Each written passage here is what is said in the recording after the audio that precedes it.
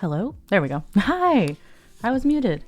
Why are my headphones not working is my question for you today. Because I'm trying to turn it so that I can put it on my head and it won't let me. Are they plugged in? No, it's not. I'm pretty sure they're playing sound. Yeah, they're playing sound. I just can't get them on my head, which is an interesting problem to have. How are you doing, Coding Vibe? Thank you for being first. Thank you for being here. Appreciate you. Let me mute my phone so I stop looking at it. Oh, right. First, yeah. I think I have first debatable. Nice. Well, I have this little hello redeem, which is nothing. But everyone can do it once a stream, which is kind of fun. But I might do one for first because I've seen that on a couple streams, and that's also fun. Why? Hey, headphones? What is happening? Hello, Twitty Such. It's good to see you. Hope you're having a good Friday today. We are starting, just almost an hour late. It's fine. It's fine. That's the kind of Friday I am having. Do I need to... Friday treat day. It is treat day. Okay, all right, that's something.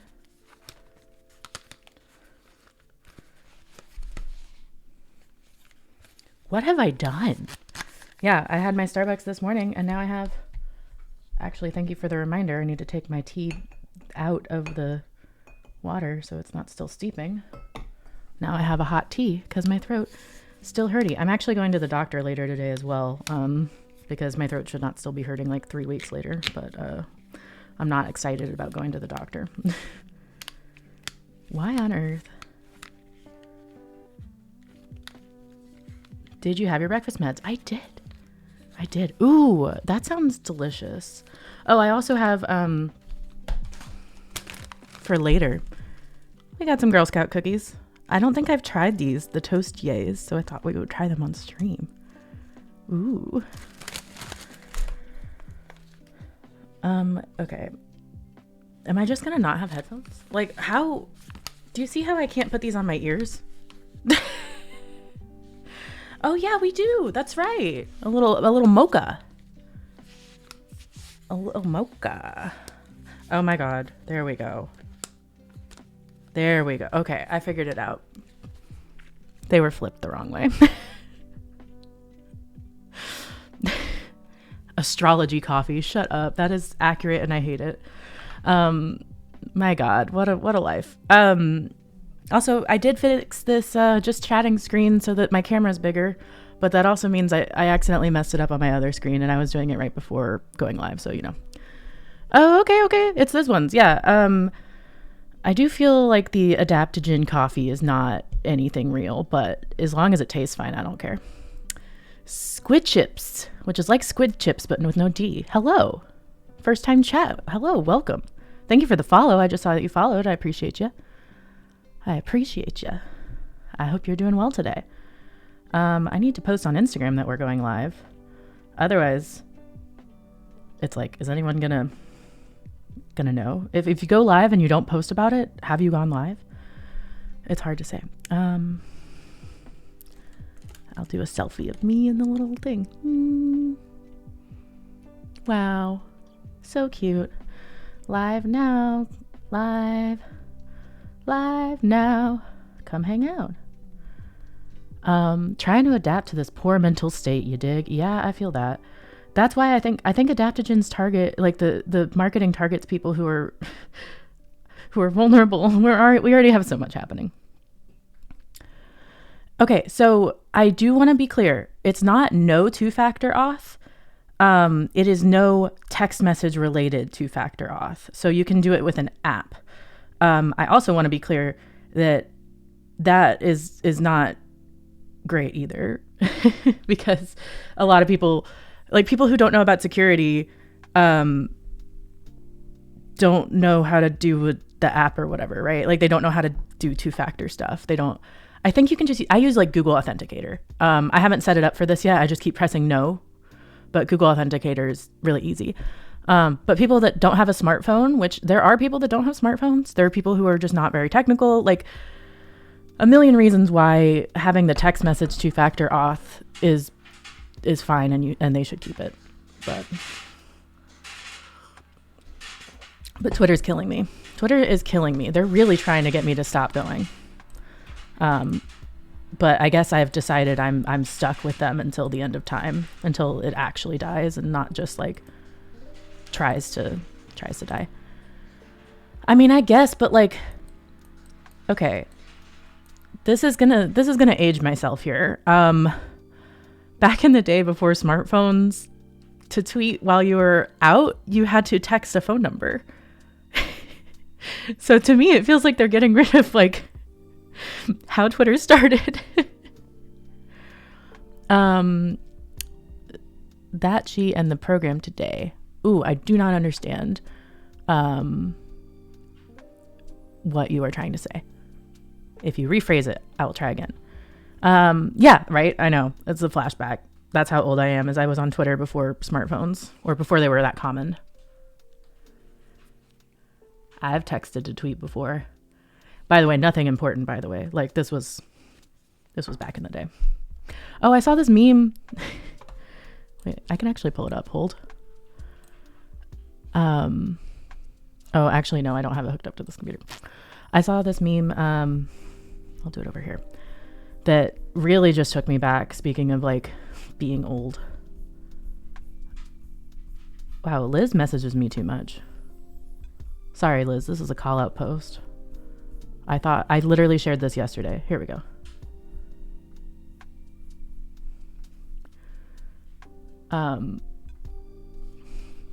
Here.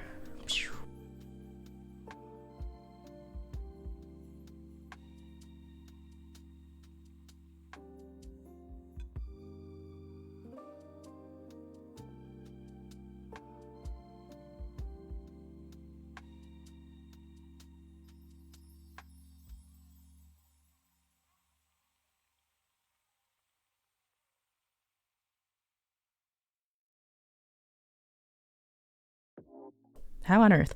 Okay, the hashtag for this is shoulders should match them hips. Like Drag Race would do the most random hashtags for various scenes. Like they would be doing a mini challenge or something, and they would be like hashtag whatever the name of the mini challenge is, because that's how you used to have conversations for a while. So funny. Wonder if there's anything in that hashtag. Honestly, hey, we're not doing anything. Let's look it up. Going on Twitter live on stream, that's always a good idea. Shoulders should match them hips. Yep. Oh my god, Candy Muse, years before going on the show. Shoulders should match them hips. Shoulders should match them hips.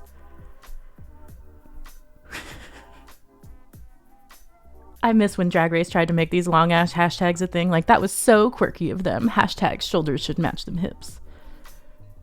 I can't believe there's actually things. That's so funny. So good. So good. So yeah, okay. We're focused. We're talking about what we're doing today. What are we doing today? I'm so glad you asked. We're learning programming. We are learning JavaScript. Today we're learning the end of the basic data structure course and maybe the beginning of the basic algorithm scripting course. Algorithms. Oof, that sounds scary. Algorithms. I was trying to find like a pun about algorithms to use for this stream, but all of them were about Al Gore, which is something, but they weren't that good. So let's see. That's what we're doing today. First things first, we got a farm. We got a PomoFarm. And it is fall, okay? It just started fall. Do we have enough snails to do anything? I don't think so. We do not. Unless we want to buy a leaf. But I feel like we should save up our money. Okay. So let's buy a mushroom. and some wheat because I want to grow as many things as possible. Doop, doop, doop, doop, doop. Beautiful. And we'll get rolling.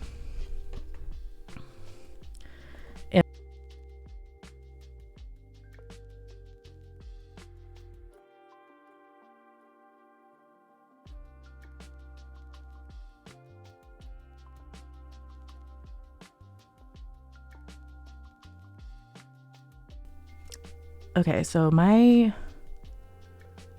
scenes must be worked. Let me test something. Boop. Boop. Boop. Okay, when I switch to the main scene, it is auto-muting me now for some reason. Cool. I'll have to debug my Stream Deck later. That's fun. Well, I think I have it.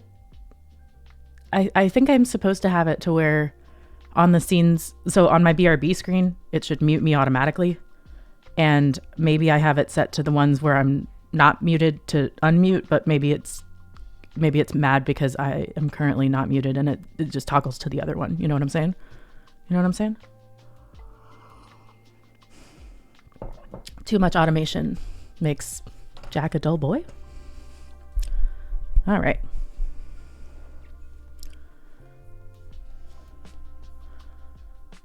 Let's see.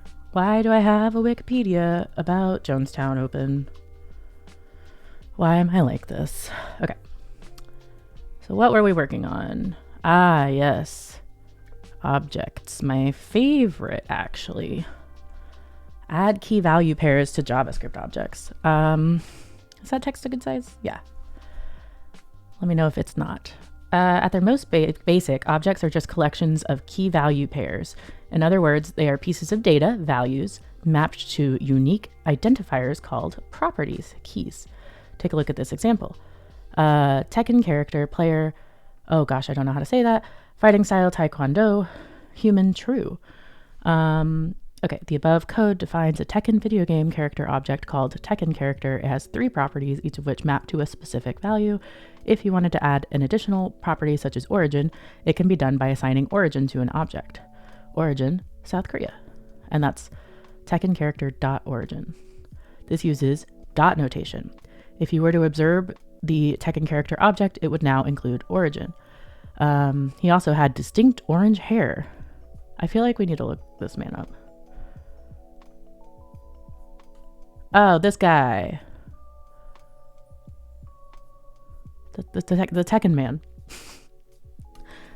I guess. He also had orange hair. You could also add that with bracket notation like this. And you would need bracket notation if there's a space in it, or if you want to use a variable to name it. Yeah, I could not tell you who is in what fighting franchise, even though, yeah, they are all quite unique. Well, I guess I do know like a couple of Street Fighter people are from Street Fighter, but like all the boys, who knows? But I bet this guy walks down the street and people are like, ah, you're a fighting game character, you know? Like he does not blend in. Okay, without quotes, it will be evaluated as a variable, and the name of the property will be whatever the variable is. Here's an example with a variable, eyes, eye color, eyes brown. The object would look like this. Const eyes equals eye color. Okay, a foods object has been created with 3 entries. Using the syntax of your choice, add 3 more entries to it. Bananas with a value of 13, grapes with a value of 35, and strawberries with a value of 27. So we're just going to add some stuff to the object. Let's use dot notation for fun. So it'll be foods dot bananas equals 13.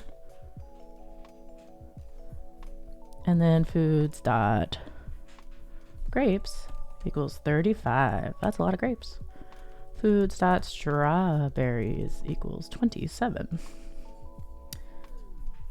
Wow, we did it. Amazing. Good job.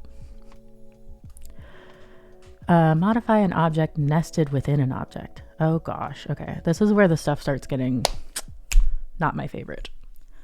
Let's take a look at a slightly more complex object. Object properties can be nested to an arbitrary depth, and their values can be any type of data supported by JavaScript, including arrays and even other objects. Consider the following.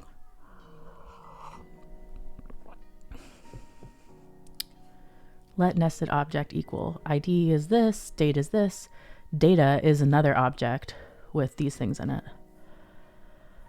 So it has three properties: ID, which has a number value, date, which has a string, and data, which the value is an object with its own nested structure. While structures can quickly become complex, we need to use the same notations to access the information we need. To assign the value 10 to the busy property of the online status object, we use dot notation. Nested object dot data dot online status dot busy. Okay. That makes it make a lot of sense to me. And I'm wondering if maybe my notes were different, or if this is just a really easy to understand example or what. Let me look at my object notes. Objects. Oh, I don't think I have any notes on nested objects. Maybe that's why. Yeah, I only have like a very simple cat object.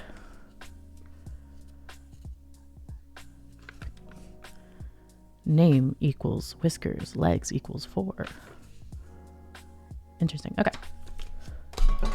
So here we've defined an object, user activity, which includes another object. Set the value of the online key to 45. Okay, so it'd be user activity dot data dot online equals 45. There we go. Nice. Maybe I'm just getting this stuff now because we've worked in JavaScript enough that we're remembering things. I don't know, sounds fake. What do y'all think? Access property names with bracket notation. In the first object challenge, we mentioned bracket notation. Example, imagine that our foods object is being used in a program for a supermarket cash register. We have some function that sets the selected food, and we want to check our foods object for the presence of that food. That might look like, let selected food equal get current food, scanned item. Let inventory equals foods, selected food. This code will evaluate the value stored in selected food variable and return the value if it's present or undefined if it is not. Okay. I think I have that in here. Yeah, that's how you access it. And it's also how you can...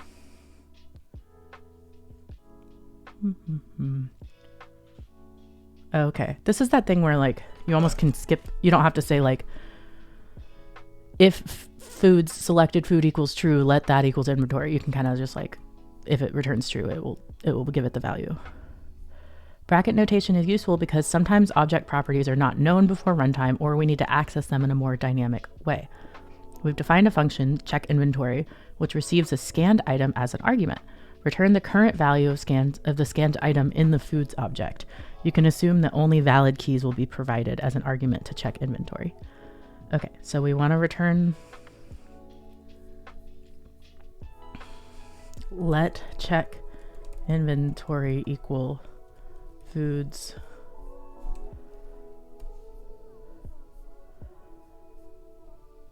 scanned item. Is that right? Undefined. So no. Okay.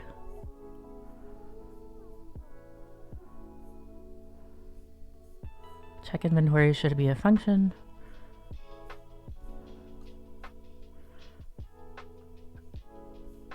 And we want to return the current value of scanned items in the foods object. I could just do return. Yeah, making it too complicated. The Mia story. Use the delete keyword to remove object properties. Now you know what objects are and their basic features and advantages. In short, they are key value stores which provide a flexible, intuitive way to structure data, and they provide a very fast lookup time. Throughout the rest of these challenges, we will describe several common operations you can perform on the objects so you can become comfortable applying these useful data structures in your programs. In earlier challenges, we have both added to and modified an object's key value pairs. Here we will see how we can remove a key value pair from an object. Let's revisit our foods object. If we wanted to remove the apples key, we could do it like this. Delete foods.apple. Well, that seems easy. And I also don't have this in my notes, so let's write that down.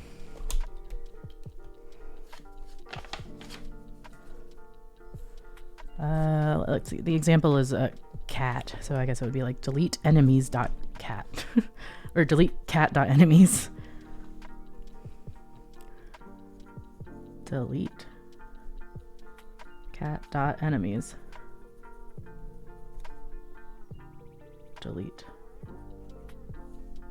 Delete property.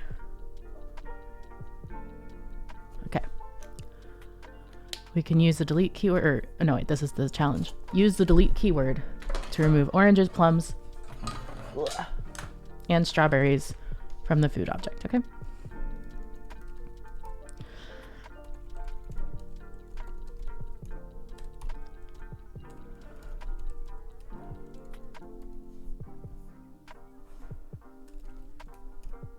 Delete foods dot strawberries. Cool, that works. Okay, but can you do, it would be cool if you could do it all in one line, and I'm sure you can. Check if an object has a property. Okay, we did this, we've done this. This has own property. One uses the has own property method, the other uses the in keyword. If we have an object users with the property of Alan, we could check for its presence either by doing users.hasOwnProperty Alan or Alan in users. Oh, I didn't know about in. In seems easier.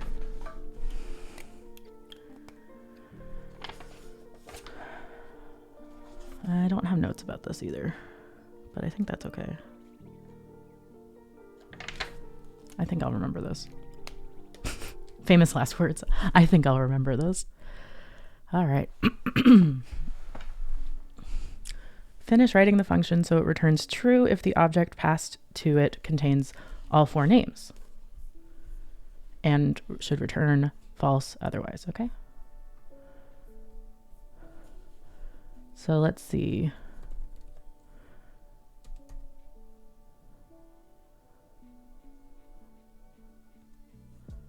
Do I have to do an if function, or can I just...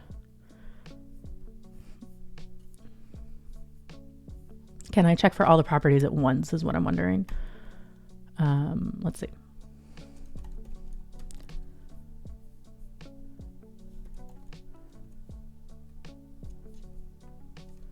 Return Alan, Sarah.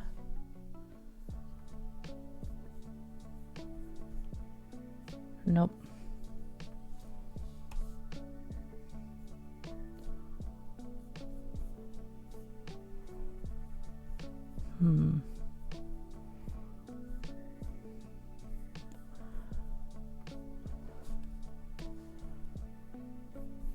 I don't want to do a if statement if I don't have to. Let's see what they want me to do.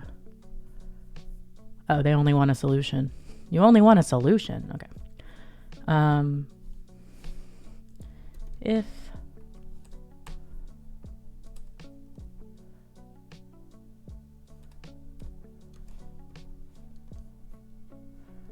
and Jeff in users and Sarah in users and Ryan in users return.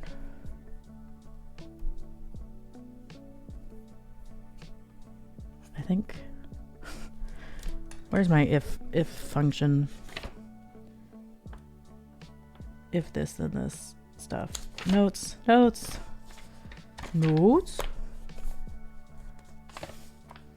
So I think I'm missing some parentheses.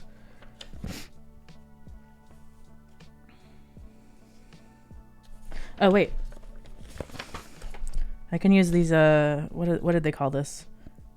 Destructuring stuff, where you do the squigglies. So this would be if this.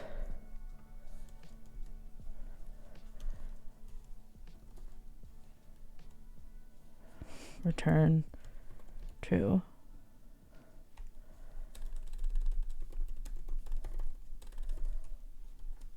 Else return false. I don't think this is right, but we're gonna figure this out together.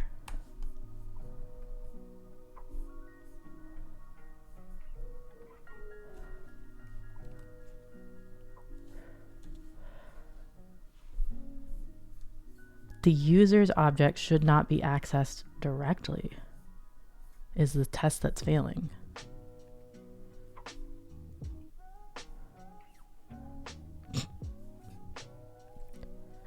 What does that mean?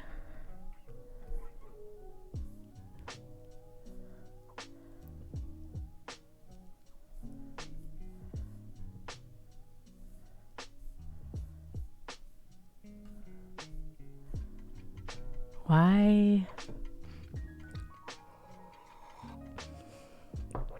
You're using users. Oh, okay.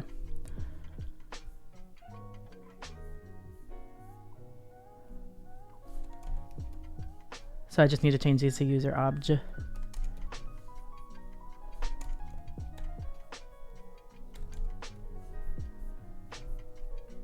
There we go. Look at us. We're doing complex stuff here. I feel really good about this. I know this is like pretty basic, but I'm still very excited. Iterate through the keys of an object with a for in statement. Ooh, for in. That's new. Sometimes you may need to iterate through all the keys within an object. This requires specific syntax in JavaScript called a for in statement, okay? For our users objects, this would look like for let user in users console.log user. This would log Alan, Jeff, Sarah, each value on its own line. For let user in users. In this statement, we defined a variable user. Yeah, that's what I'm thinking. I was like, where'd that come from? So this variable was reset during each iteration to each of the object's keys as it looped through the object, resulting in each user's name being printed to the console. Note, objects do not maintain an ordering to stored keys like arrays do. Thus, a key's position on an object or the relative order is irrelevant. Okay. Okay. That makes sense. We've defined a function, countOnline, which accepts one argument, a user's object. Use a for in statement within this function to loop through the user's object passed into the function and return the number of users whose online property is set to true. An example of a user's object, which could be passed to countOnline, is shown below. Not below. Each user will have an online property with either a true or a false value. Okay. Okay, I think I understand this. This is cool because it's very short and it loops, right? Like it's the world's shortest loop. Okay, so this will be let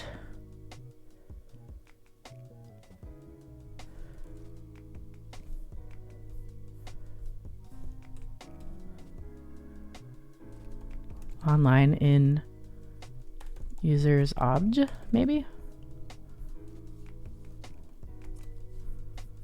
And then it'll return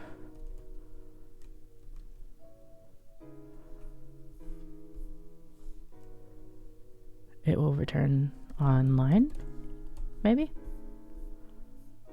Not right. Is Shoney baloney? Shoney is baloney. Shoney's is a restaurant, right? I think, or maybe a hotel or something. Okay.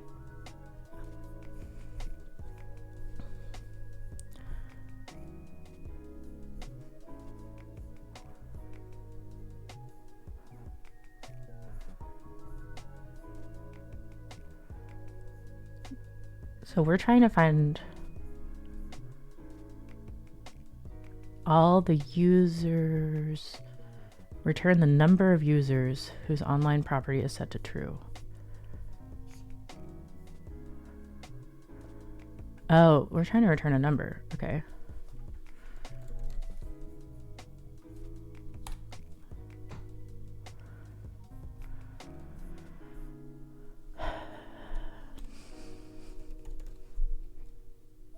Yeah, I don't think that's it.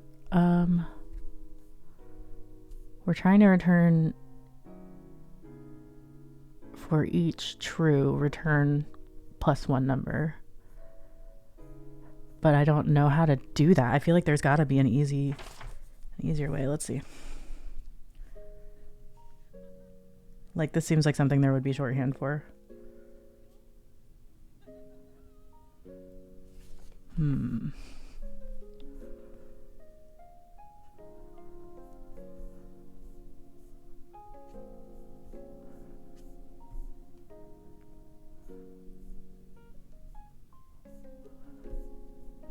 I want to see if the hints will tell me what it is, though, before I get too excited. Square bracket notation. The following code will not work. Is it the hint code or something else?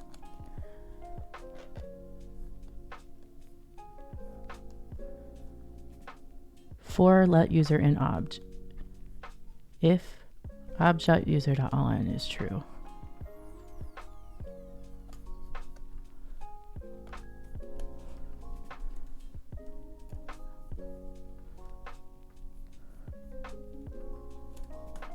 I'm going to try their function here. But I'm going to change it because they said I have to use square bracket notation, which would be users obj online.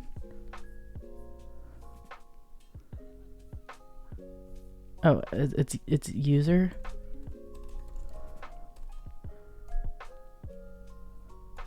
Online.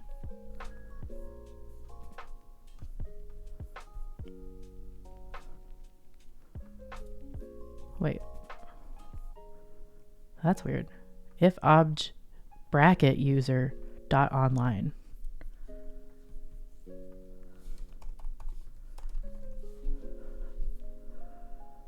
Why would I have to use both a bracket and a dot? That's a good question. Do I have any notes about that? I feel like this is the stuff that was getting me about objects before.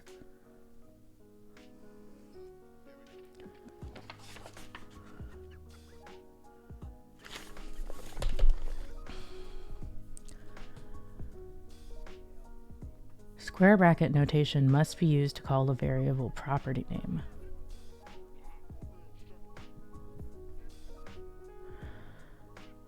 Dot notation is for when you know the name of the property and it doesn't change. Square brackets are for when the property name is inside a variable. Oh, okay, that's right. They did tell me that, and I immediately forgot. So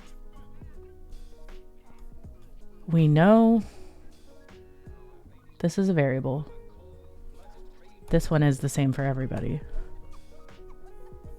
But that, I don't think that worked. Yeah, okay.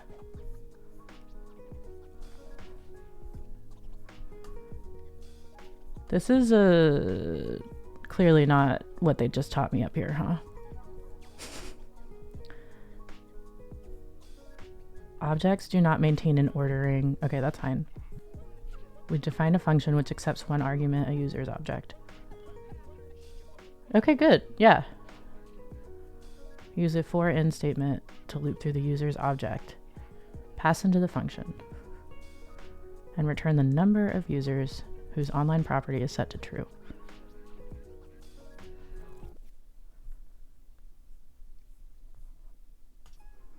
But we're getting undefined.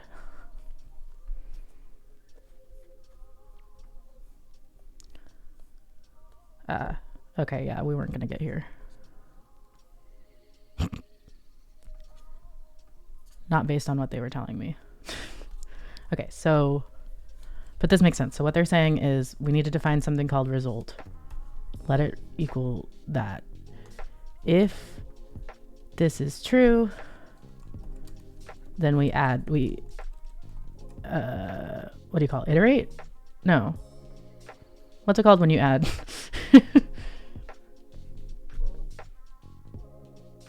Increment, thank you. I was like decrement. It's not decrement.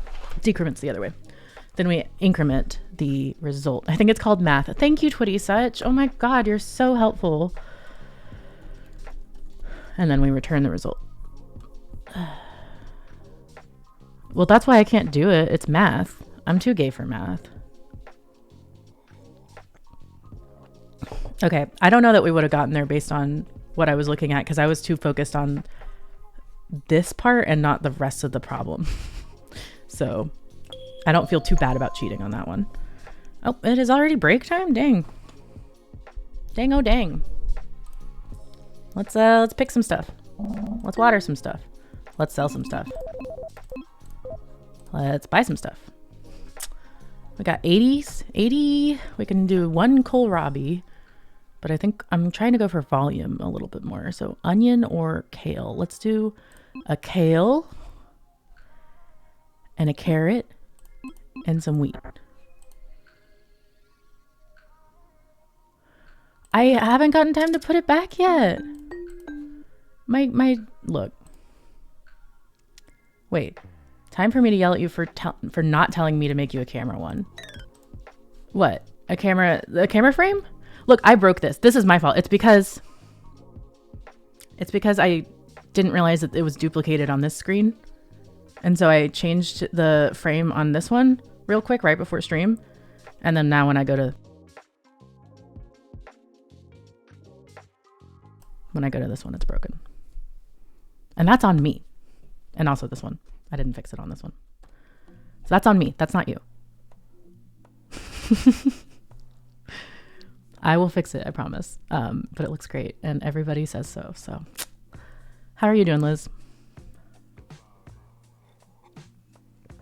I am deeply sorry that I make your stuff look not as good as it is, because it is wonderful.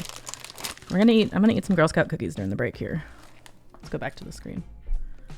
We got toast yays. Did I order Girl Scout cookies from 2 different Girl Scouts so that I could get both bakeries, because they have different cookies and also different ones are vegan in different places. Yes, I did. I found a thread where it was like trans and gender non-conforming Girl Scouts that you could buy from. So I was like, yep, I'll just buy one from ABC Bakeries and one from whatever the other bakery is. Aw, some of these are broken already. That's a bummer. But here's what we're doing. Pre-tattoo meal. What tattoo are you getting today? Your sleeve? We're working with, ooh, it's got the Girl Scout little logo on it and it looks like a toast and the back has icing. It says, these are French toast inspired cookies dipped in delicious icing, which does seem like they're really selling me on it.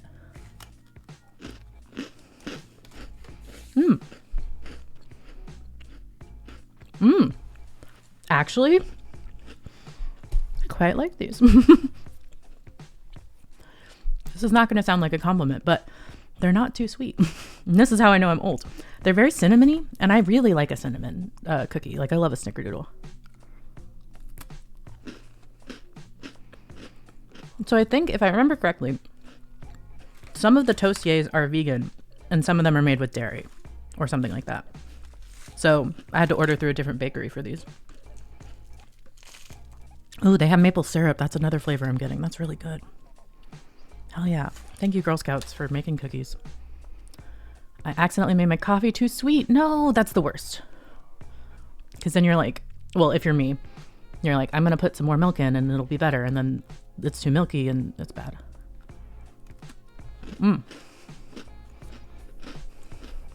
These are great.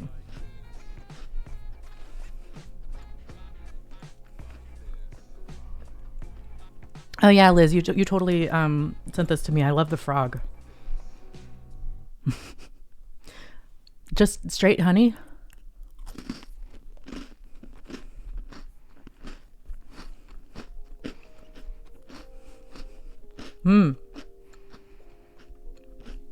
Yummy.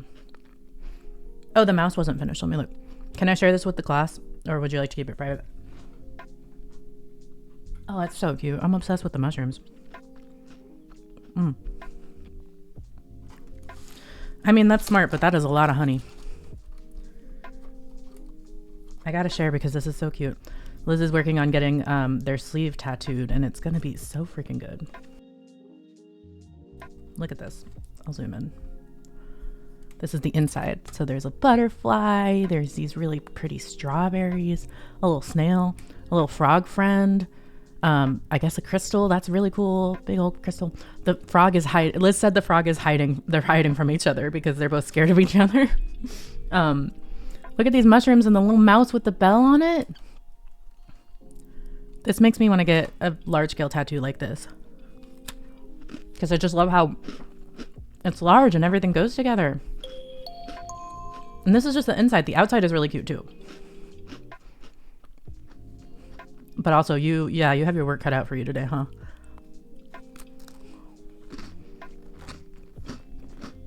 It's so cute. Look at those little eyes. That's so funny.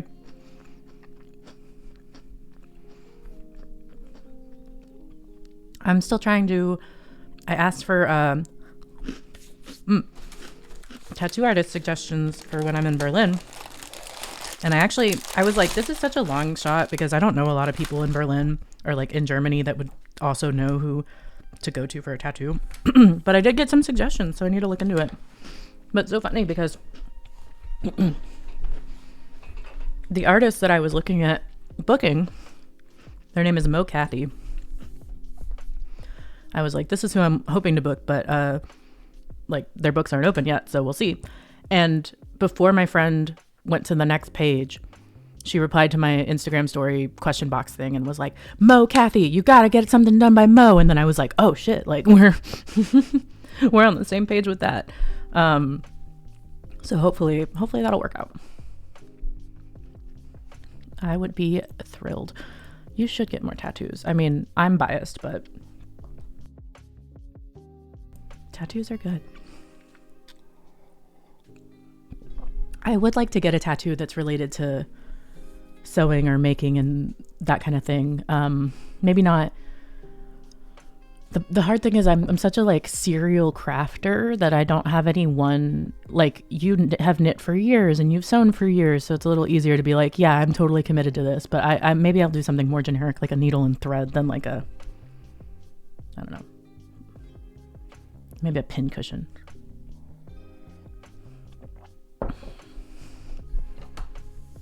Something like that. Okay.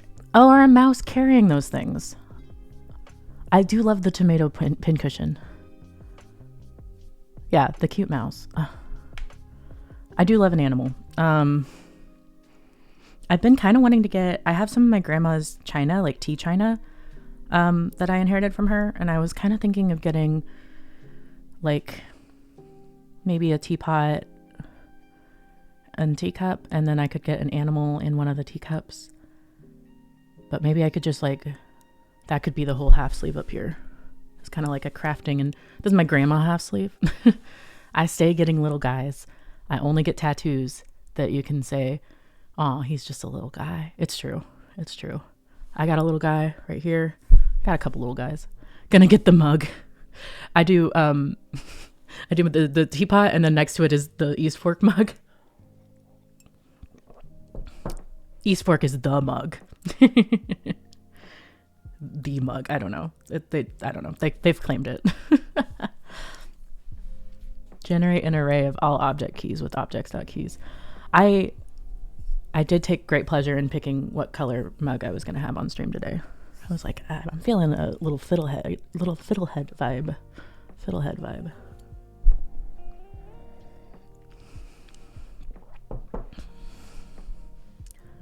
No, it shipped it shipped a couple days ago, so it might be here today. Oh, I don't know. I'm excited. I got the Piglet mug and I got some Piglet candles. And oh, that means you were one of the first 1,000 orders. Not to get super hype about fucking pottery, but yeah, not everyone got those stickers. Oh, it's here? It's here? You didn't tell me? It's here and you didn't tell me? Unboxing. Okay, maybe at the break we'll do an unboxing. if only for you. Dude, good for you on the stickers. No, that's our air fryer. Yeah, that's not East Fork. That's the air fryer. False alarm. And yes, I've joined the ranks of people that bought an air fryer.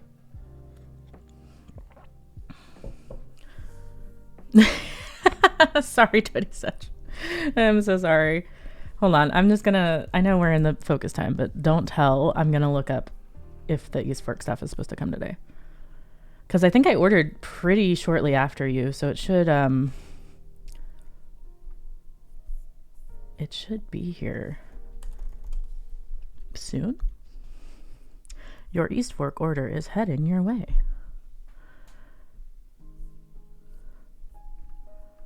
Don't tell me to refer people. All the people I know. It's in Arlington. It should arrive tomorrow. Okay, well then that means Wednesday stream we'll probably have a new mug, which is exciting for me. I'm excited for the candles. I love like a floral candle, so that should be good. Okay. Generate an array of all object keys with objects.keys. We can also generate an array which contains all the keys with objects.keys. This method takes an object as the argument and returns an array of strings representing each property. Again, there will be no specific order. I love Rose Jam, and so does Liz. Liz, do I need to buy you a candle? I don't know if you're not really much of a candle person as far as I know, and also you're not really like weird about East Fork pottery, but like they're cute. Okay. Finish writing get array of users function so that it returns an array containing all the properties in the object it receives as an argument.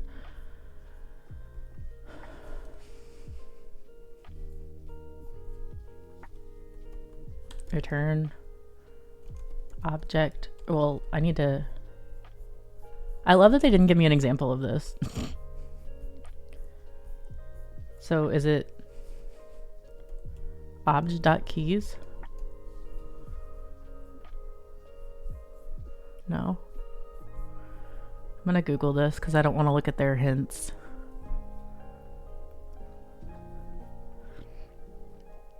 One, I can't afford East Fork, and I don't do candles because my silly partner has silly sensitivities to scent over an understimulated marriage. Yeah, I also have a partner who is sensitive to scent and smoke and stuff like that, so I feel you. I feel you. Let's see. Object.keys.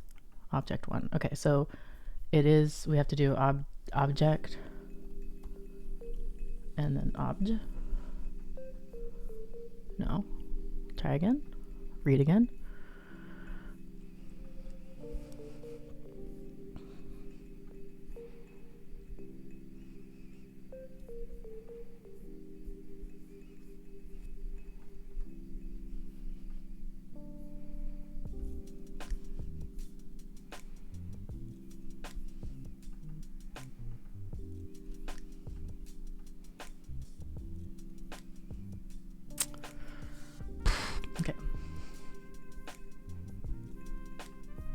Why does it have to be a capital O? Oh, that's why. So it knows that that's what it's doing. Cool. Modify an array stored in an object. Now you've seen all the basic operations for JavaScript objects. You can add, modify, and remove key value pairs, check if keys exist, and iterate over all the keys in an object. As you continue learning JavaScript, you'll see even more versatile applications of objects. Additionally, the data structures lessons located in the coding interview prep section also cover the ES6 map and set objects, both of which are similar to ordinary objects but provide some additional features. Now that you've learned the basics of arrays and objects, you're fully prepared to begin tackling more complex problems using JavaScript. Oh, why does that give me dread? I feel like I'm barely managing the less complex problems. Take a look at the object we've provided in the code editor. The user object contains 3 keys. The data key contains 5 keys, one of which contains an array of friends. Aw, I feel like I have an array of friends watching the stream. From this, you can see how flexible objects are as data structures. We've started writing a function, add friend, finish writing it so that it takes a user object and adds the name of the friend argument to the array stored in user.data.friends and returns that array. Okay. It takes a user object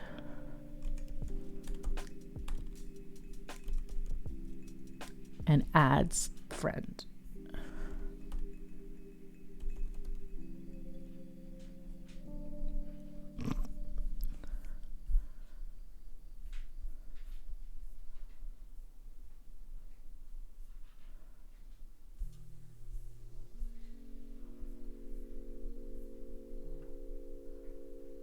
To the array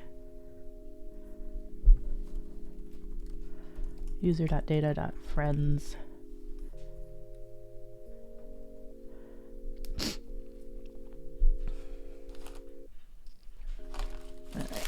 Show me again how to add a thing.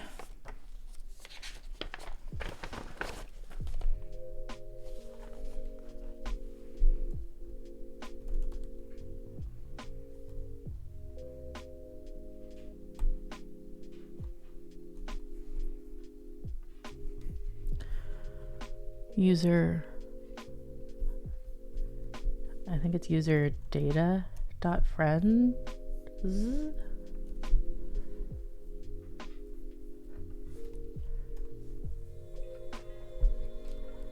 equal friend. It should accept a user object and a friend string as arguments and add the friend to the array of friends. We have to do adding stuff to arrays.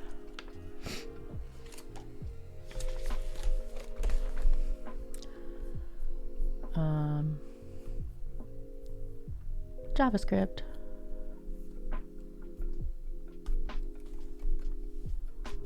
Array.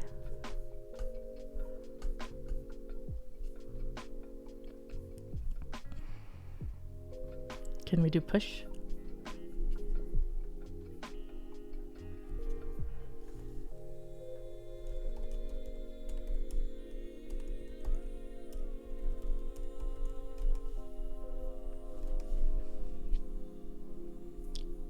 Data is not defined. What does that mean? Data? Data. But it's right here. Let's see.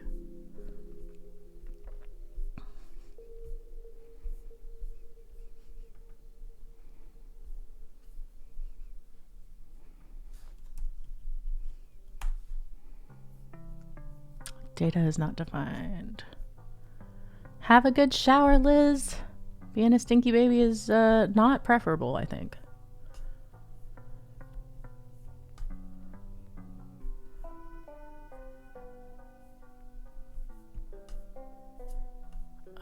Objects.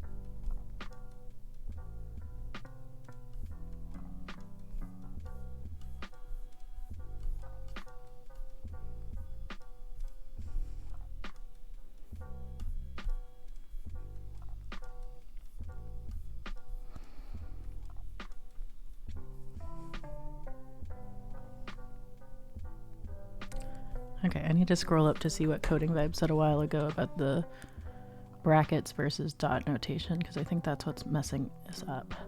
Dot notation is for when you know the name of the property and it doesn't change. Square brackets are for when it's inside a variable. Well, this is a variable, but that's not right. That's the object name. Square brackets are for when it's inside a variable.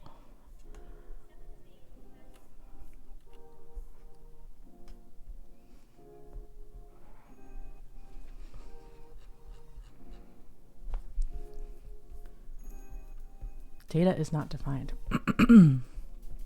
User, data, friends.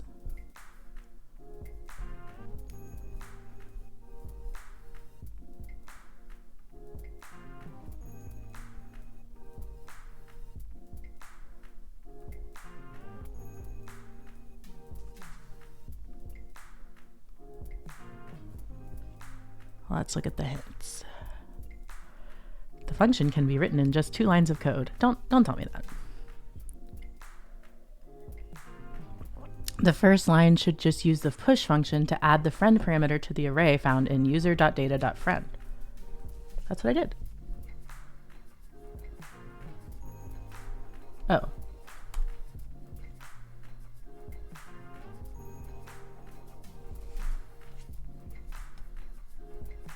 Maybe.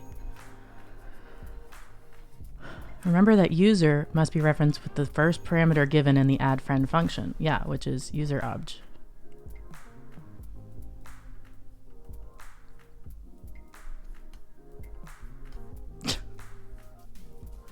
All right. User obj.data.friends.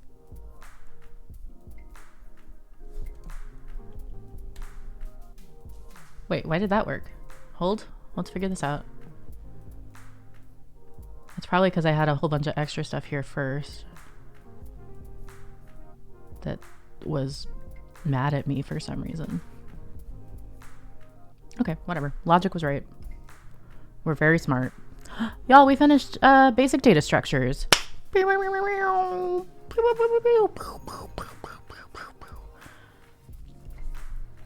On to the next. So now this is going to be basic algorithm scripting. Genuinely scary. Let's see what the course title says. You were assigning the result to that. Yeah, okay, that's what I thought. I just added a bunch of extra shit that I didn't need.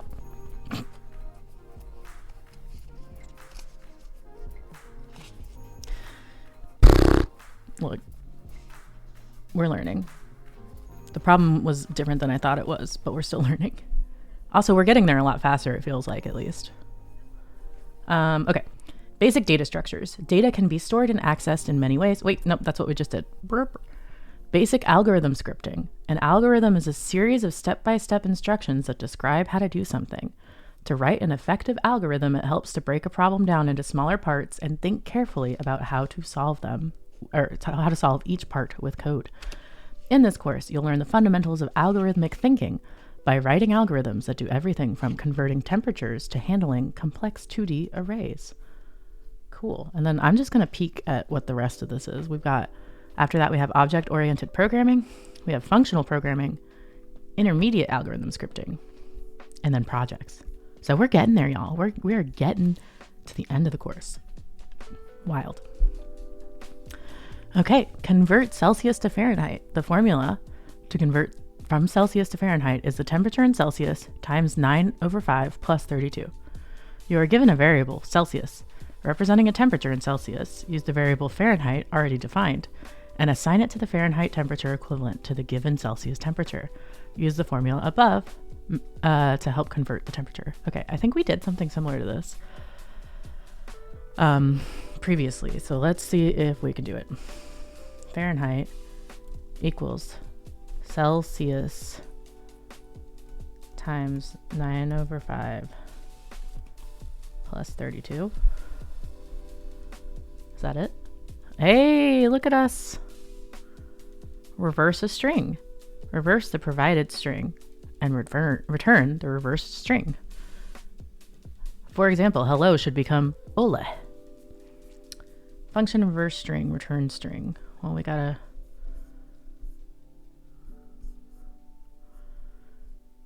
I feel so strongly that there is a like a shorthand function for this where it's like reverse string dot object or whatever. Like I'm so sure that that exists because I was doing a Code Wars challenge and I found out that there are tons of stuff like that. So I'm gonna Google it.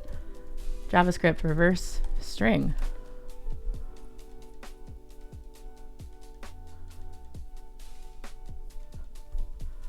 Hello, Free Code Camp.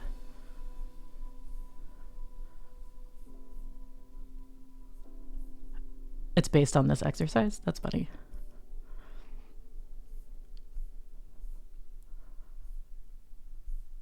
Built-in function, split.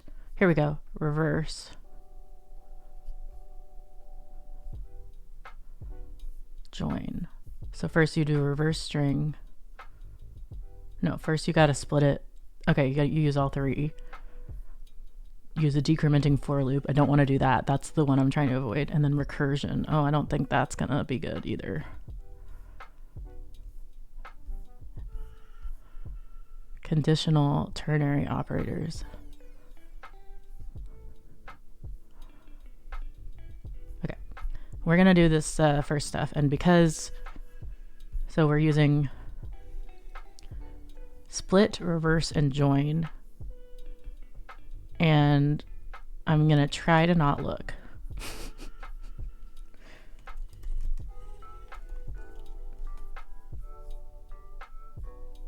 There's other ways to do it, I'm sure. Split JavaScript.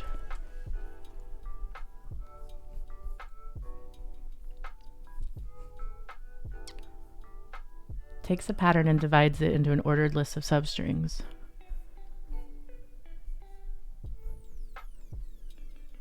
So this is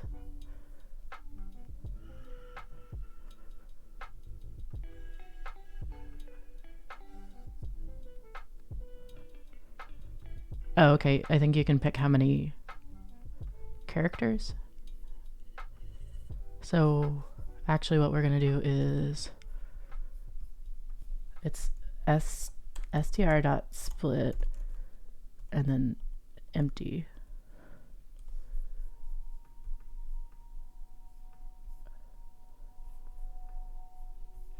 And then I think it's str.reverse. Was that it? Reverse. Same thing. str.reverse is not a function. How dare you?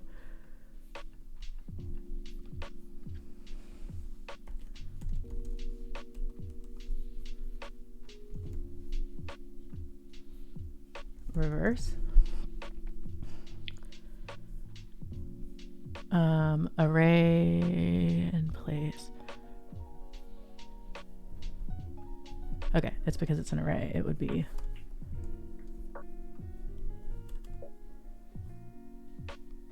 I think I need to define this in here. Yeah. Let split array equal this. And then we're going to reverse split array. Let reverse equals that. And then let. Can we just return that? Oh no, we have to join it into a string. Let join array equal reverse join, maybe? Or is it reverse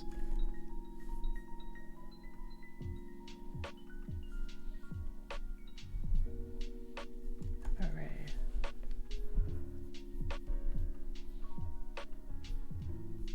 Dot join. Dot join. Dot join.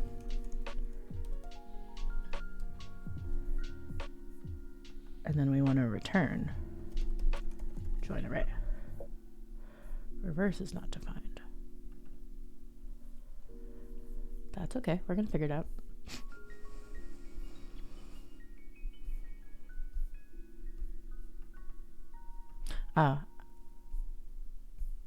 Let's see. Okay, we need the array name dot reverse.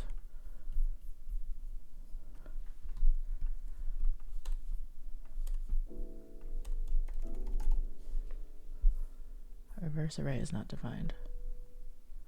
Reverse. Oh my god, reverse doesn't look like a word anymore.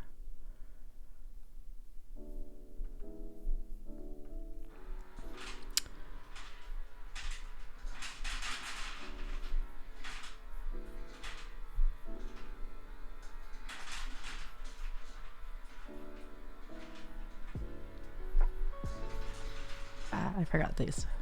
Parentheses. Still not defined?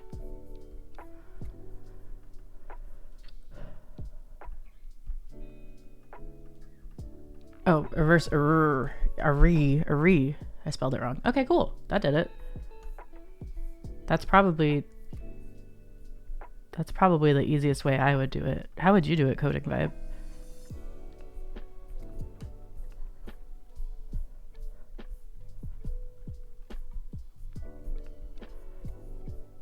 They said this could be an interview question, which I think is interesting. Well, it's interesting because you have to know that you need to make it into an array first, which that would have probably tripped me up, right?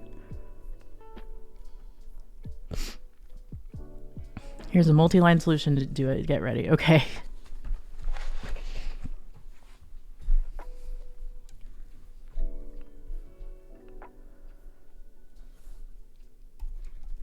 Let result equal 4. Let I equal 0. Str.length I++.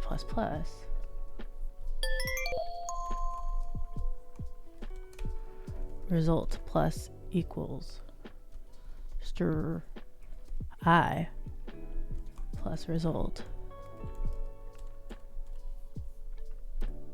Return result.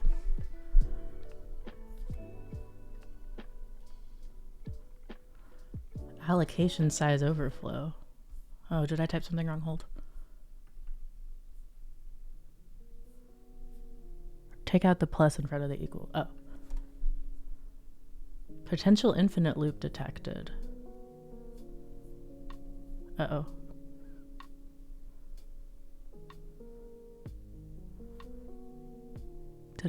Let me look. I did this wrong. Let I equal 0. I forgot I here. I greater than string length. There we go. Okay, so let me look at this.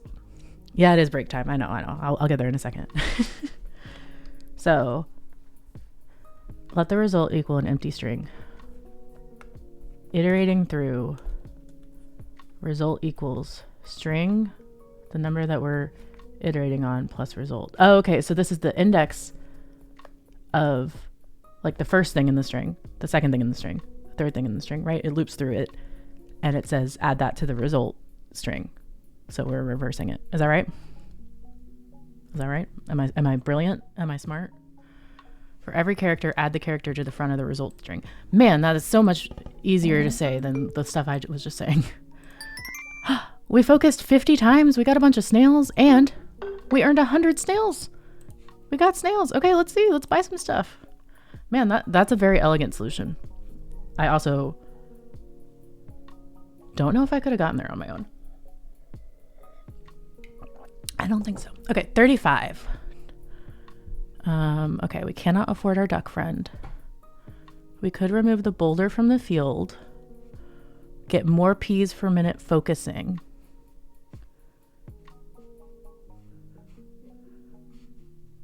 Okay. Or higher yield. More peas per minute, remove boulder, or higher yield. What do y'all think? I'm thinking higher, well, maybe more peas per minute. I think I'm between more peas per minute or higher yield from fall crops. Because we haven't been filling the space very much. I don't know that we need to get rid of the boulder. Thoughts? Thoughts, friends?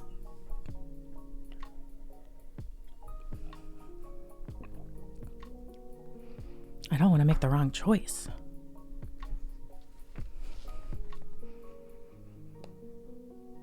The downside of PPM sounds good. Yeah, okay. I think so too. Because the downside of this one is it's only fall crops. So by the time we get to winter, it doesn't work anymore. And we have 15 left, which means we can't really do anything. But we'll sell some stuff. Oh, we're rich. What week is it? Yeah. We can do a kohlrabi, but I feel like maybe we should do more crops. That feels like the vibe to me. Let's do 3 weeks. Yeah, we'll do a kale. We'll do a mushroom. And we'll do wheat.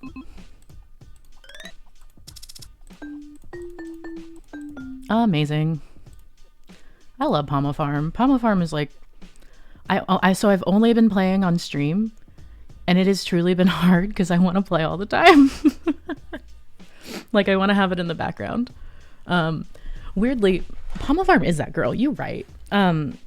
Weirdly, my work handbook explicitly forbids Steam. Like, of all the things, it explicitly forbids Steam, because I've definitely had work computers where I've installed Steam before. But they're like, do not do it. And I'm like, dang. So I can't have it on my work laptop anyway, which is probably fine because I want to play it on stream mainly. You know, I feel like y'all would know if I was like, oh, let's unlock the dock, and I'd already done it on another save file. Wouldn't be as exciting. Wouldn't be genuine. Yeah, same. I wonder... I think you can do a new file, but I don't know if you can keep your old one.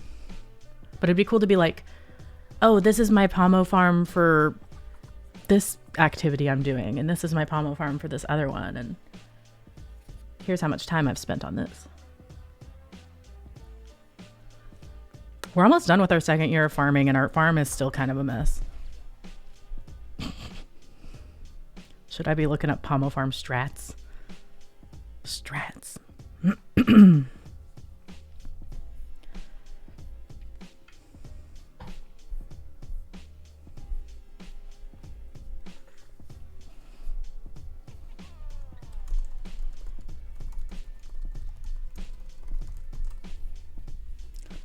All of the people at my company that live in Austin, which there's only like a couple of us, are finding each other, and I think we're gonna have a little meetup someday, which would be fun.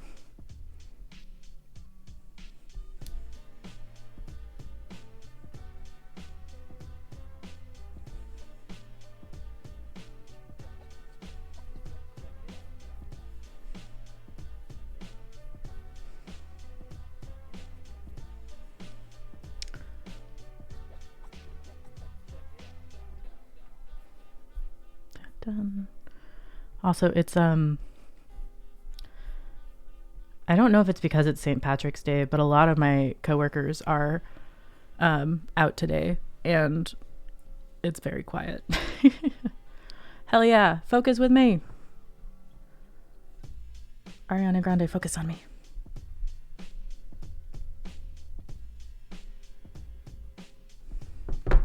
Focus on me, focus on me. Okay.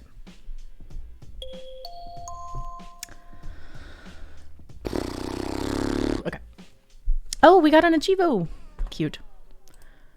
Alrighty, let's go, guys. Let's go.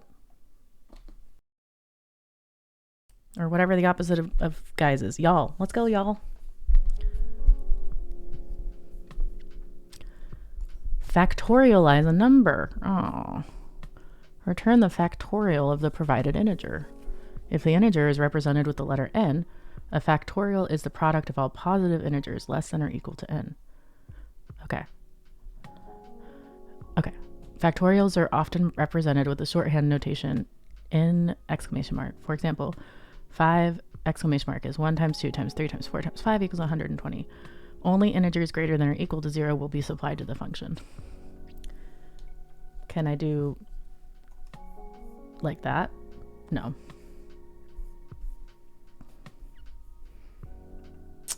Okay. It would be cool if you could, though. Okay, so this is actually going to be kind of similar to last time because it'll be like for I equals 0, I greater than num dot length, I plus plus,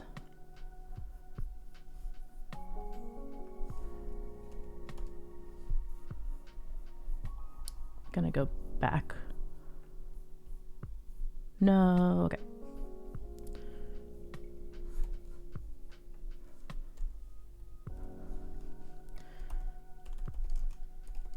For let I equal 0, I is greater than num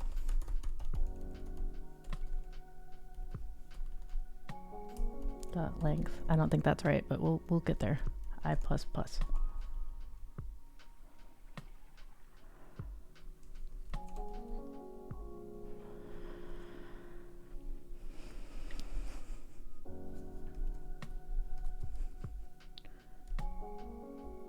We want to do like num minus I.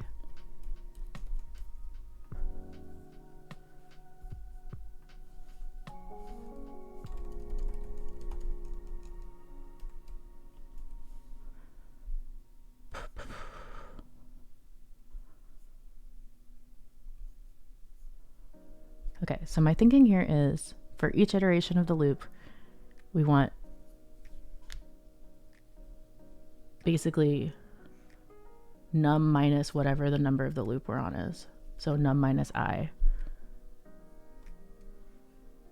times whatever is in the string already, right? So result equals that. Return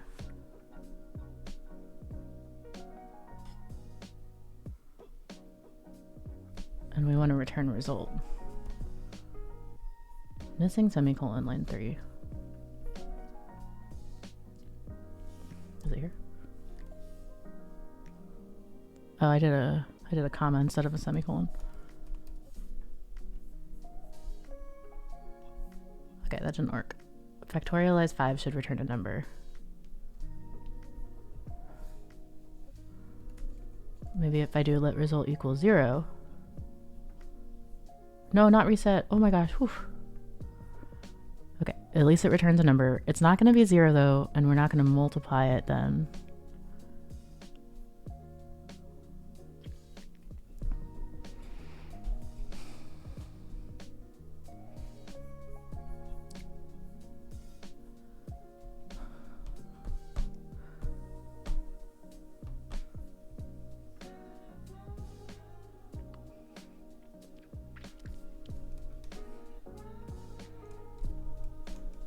I don't think that'll work.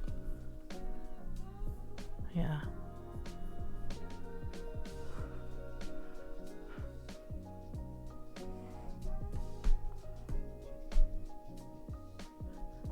So we're trying to get rid of multiplying it by 0 at any point. You're not thinking about the implications of what you're multiplying. Yes, I am. That's why I'm looking at this.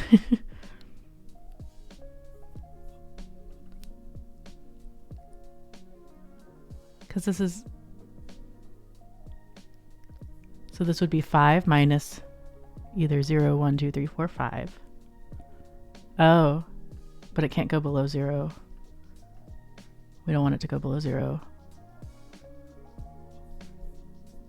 Num is the input of the function. It will be a number.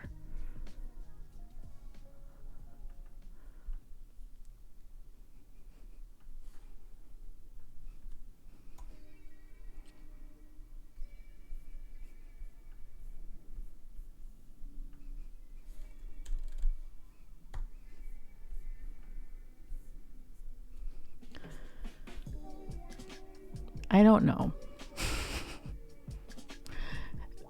Because, well, I'm trying to,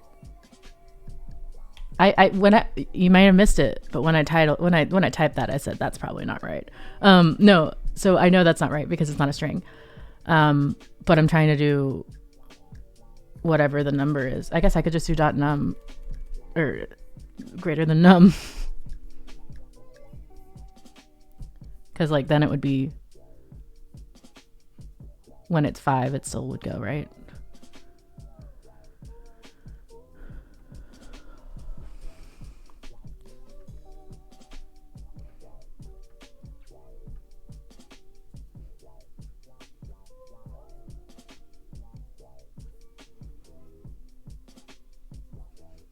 Oh, I was thinking that. Okay. But I'm wondering if this should be 1.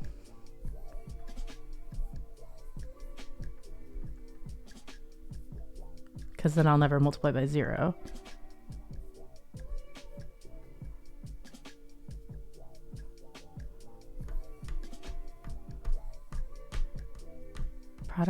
all positive integers less than or equal to.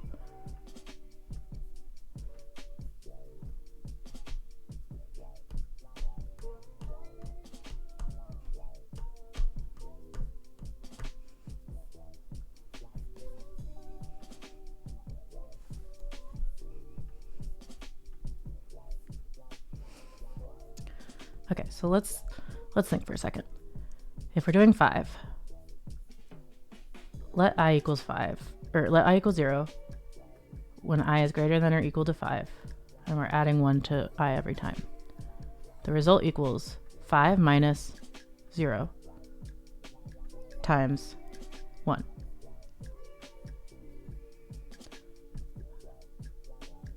But I'm doing it.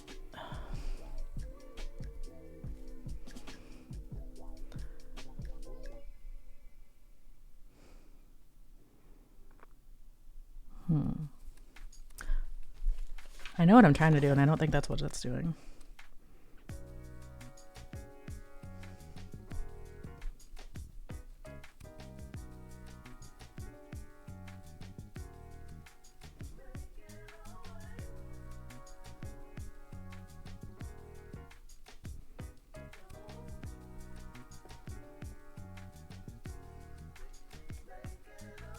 Oh, I could use a do while loop if I'm not completely off on this. You know your solution should return 1 when the number passes either 0 or 1. Okay. Also, the final value of return will be the product of all numbers between 1 and the number. If you initialize the value for 1, think about how you could start at the given number and continue decrementing the number until a specific value, while multiplying the product by the number at each step. Start at the given number and continue decrementing. Okay, so maybe what we'll do is decrement by 1. Let I equals num.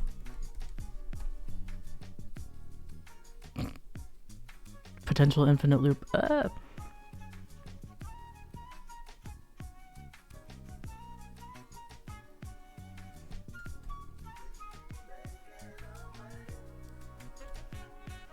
Yeah. Condition. I equals num.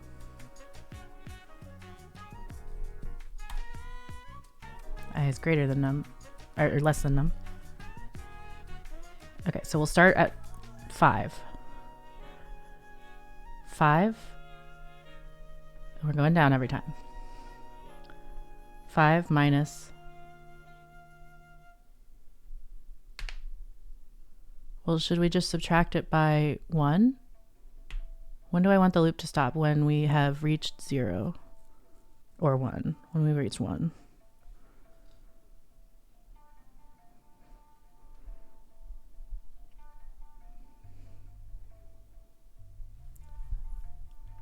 So it should be 1 on the condition, right?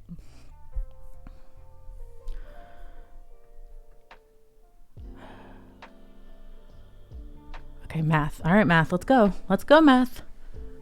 Result equals 5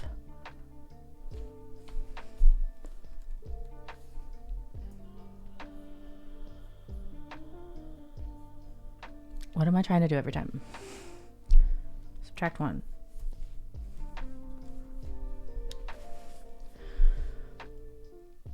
But the first one is just the number. Okay.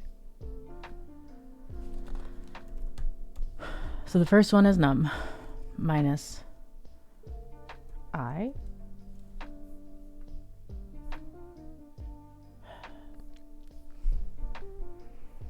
Let me look at this hint.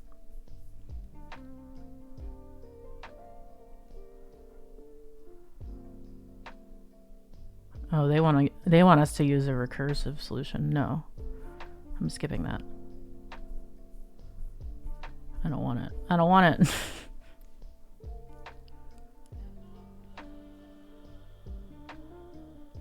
Your condition is still wrong. Okay. My condition is still wrong. Okay, so what I'm trying to say is when I is equal to 5, or whatever number they give me,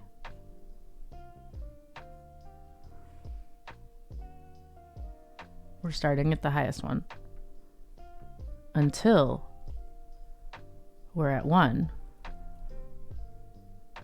And it would actually go the other way, right?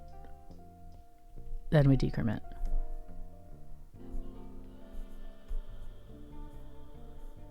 Is that even close to right?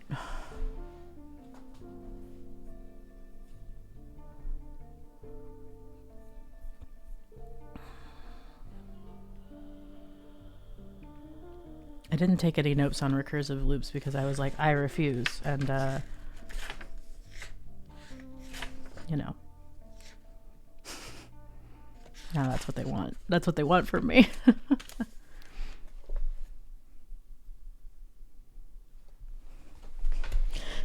Okay.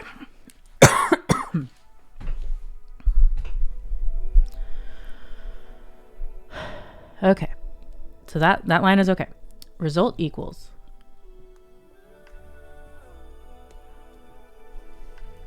result. Well, no, we don't want to multiply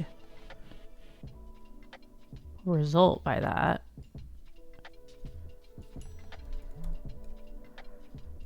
We want to multiply number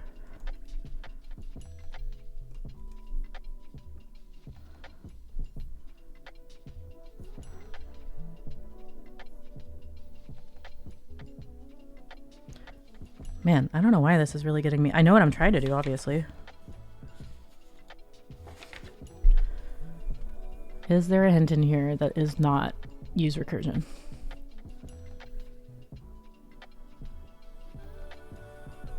They're all inside I, right? 5, 4, 3, then 2, and 1. And 1. Well, but 1 doesn't change anything, so yes.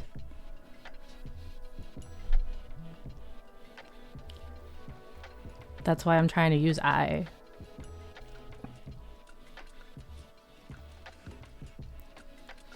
But it's like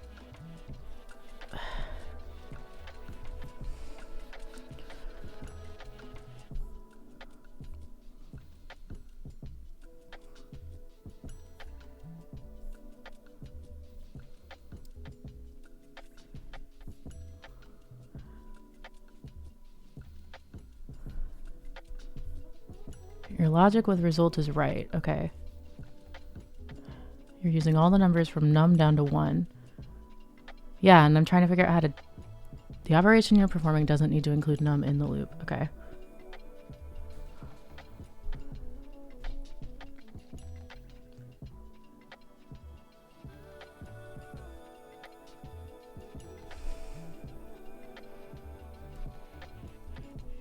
Is it just I times result? That doesn't seem right.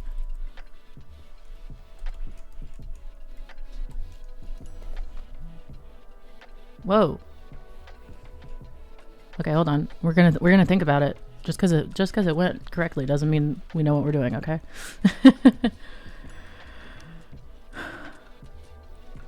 Yeah, okay. So the reason this works is because we've done everything we need to do to num up here in the loop.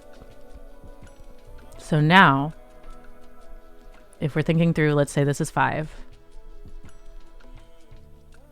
The first loop will be 1 times whatever the result was, which is 1. The second loop will be 2 times whatever the last one was. Then the next one will be 3 times, and so on and so forth. So we don't need num there. Okay. That makes sense. And also, my solution is way simpler than what they were trying to have me do. Let product equal 1 for let I equal 2. I greater than num apply plus plus. Product multiply by I, return product.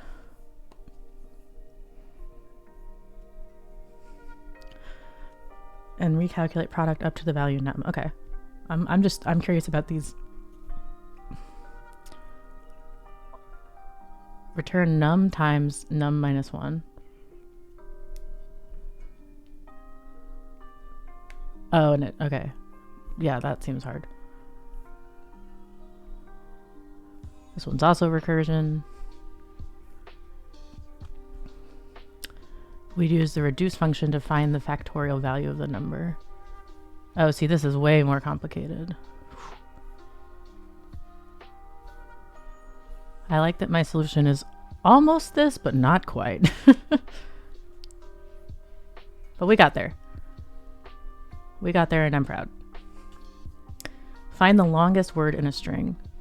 Return the length of the longest word in the provided sentence. Your response should be a number. So we should be returning the length of the longest word. So right now, return string.length, which is just the number of the whole string. Are we going to do string split? Split string? We were just doing that.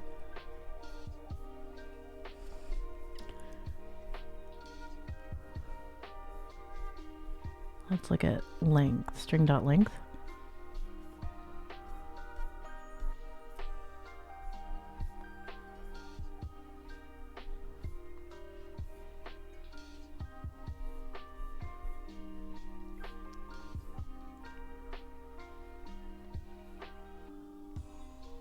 Since it counts units, okay. The string iterator iterates over character, not code units. Okay.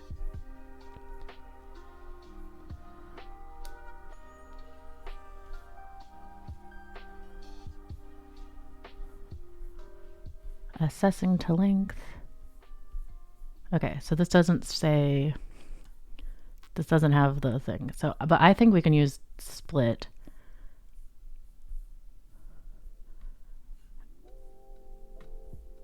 And it'll make an array of each word, and then we can see which is the longest. So we'll do string.split, and well, but how do we split by word? Because what this does is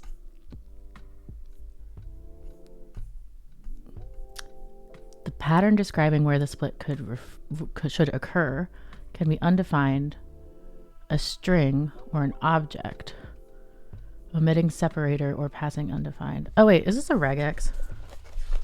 Hold.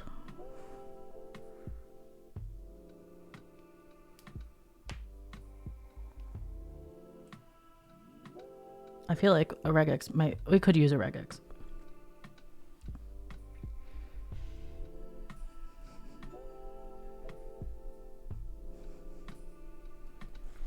I don't know if we need to. Limit. But what I'm trying to do is split at the spaces without including the spaces. If separator is an object, blah, blah, blah, examples. Empty string.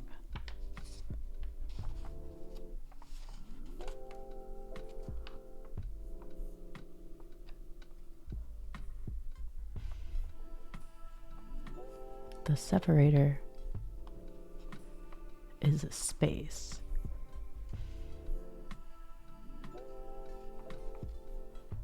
The array has 10 elements. Oh, okay, hold on. This might be something. The separator is space. So to do space.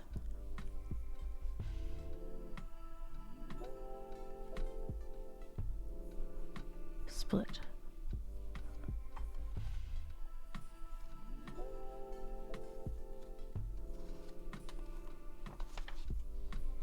Space. Okay, let's try that. This will be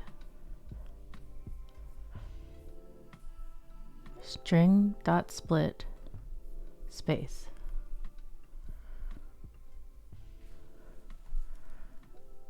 Find longest word length. We're going to call this split string equals const split string.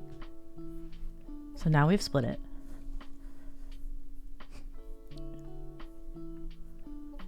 and then array of strings dot length. The array has 10 elements. That's how many elements.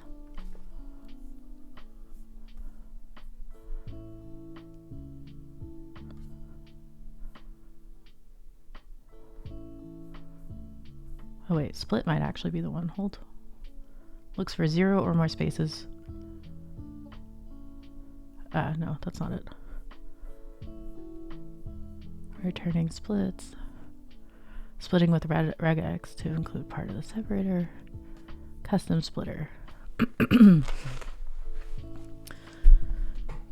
following example splits a string using an internal state consisting of an incrementing number. Oh, thank you. We're gonna figure this out.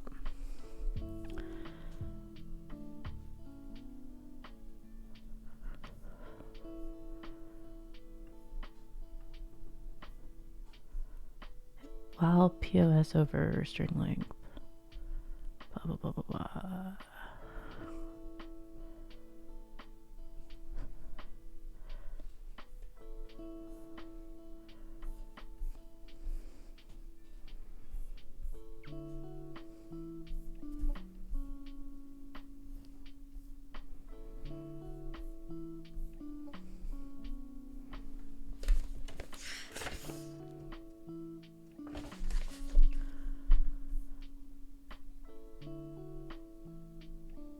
String.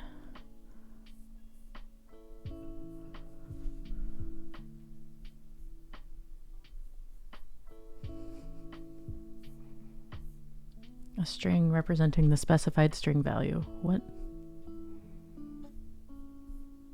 Okay, that's fine. Trim value of. Value of? The primitive value of a string object as a string data type. Okay. Search. Search for a match. That's not what we want. Replace, repeat, raw, pad, normalize, match all. Last index of. No. Includes index of. What's index of? Searches for the first index, or the first index of the first occurrence. Yeah, that's not what we want. From char code. No. Ends with concat. No, not break time. We're focused. Returns a new string consisting of no.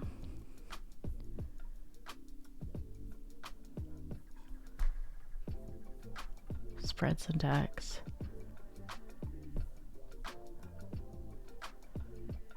Okay, all right, it's break time. It's break time. Although dang. I feel like we're about to get it. Cody said you still here? You're taking a break? Let's see. One kohlrabi. One mushroom. Two mushroom. Two wheat.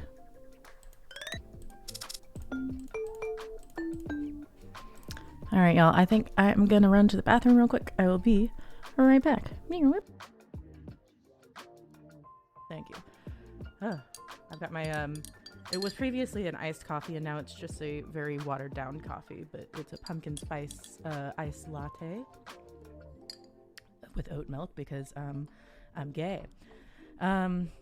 Looks gay, exactly. You get me. It's the first seasonal drink of the season. Literally hive mind. I love it so much. Chris? Chris? I need food. Around the village. I'm exposed. Oh no! You're gonna kill me. My pickaxe. No. You're shooting me. I speak for the animals. Oh man, I pressed the button. Chris really thought I can just kill this beautiful sheep in front of Mia, and it's gonna be fine. I didn't know you were there. I needed to eat. But if it makes it count, I eat only vegetables in real life. There it goes. Okay, now let's see if I can split this guy up. Oh yeah, oh yeah. Oh my god. Okay, this is horrifying. Are y'all ready? I don't know if you're ready. Okay. MVN. Exec. Colon. Exec. Enter. After a few moments, a window like the one above will pop up. Copy the URL in the dialog window to your clipboard and click yes. Only supported. Error occurred during initialization of VM.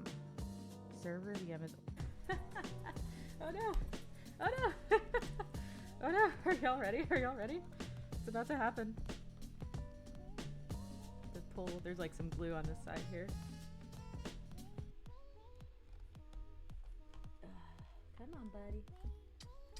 Oh, there we go. Hello, I'm back.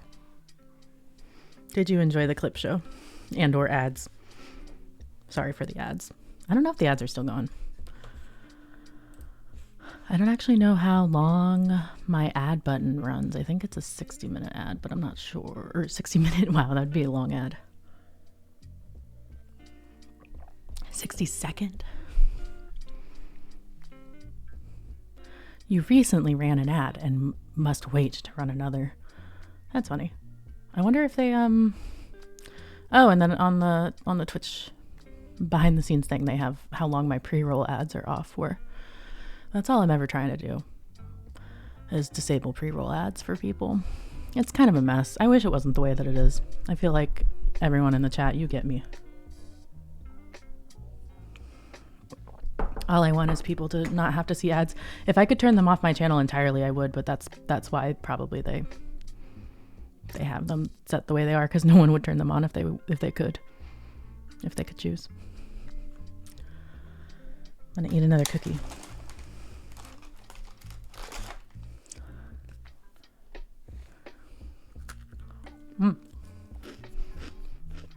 Dang, so good.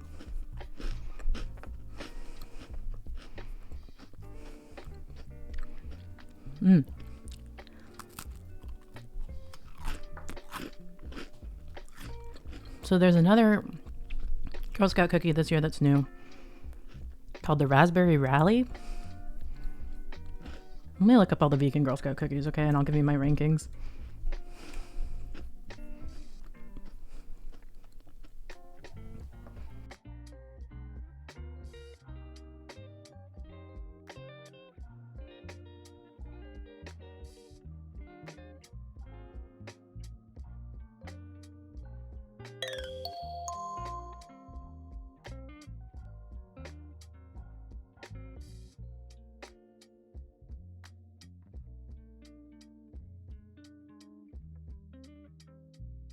Thank you. I forgot about my muting being a thing. Okay, so the first Girl Scout cookie this year, that's vegan. Brand new this year. Online exclusive. Raspberry Rally. I will say, not super heavily raspberry flavored. Still pretty good. Pink on the inside. You know I love a pink thing. And yeah, it says this is the reimagining the classic mint, but with raspberry instead of mint. I'd say that's probably fair. I don't like thin mints, so who knows? But Raspberry Rally, would buy again. Not my favorite, would buy again. Caramel chocolate chip. Could not find vegan because it depends on the bakery, and the bakery that had the vegan ones didn't have them available when I was ordering. So I have no opinion on those. Toast Yay. I think this might be my favorite. It's so good. It's so good. Peanut butter patties, aka tagalongs. Tagalongs apparently contain milk. Peanut butter patties do not. They are fine. They're not my favorite, but they are fine. I wouldn't say no, but they're not my favorite. Thin mints. I don't like mint. Sorry. Not for me. Lemonades, also not my favorite. Lower on the list, lower on the tier list. Maybe we need to do a tier list. So, those are my thoughts. Is this content?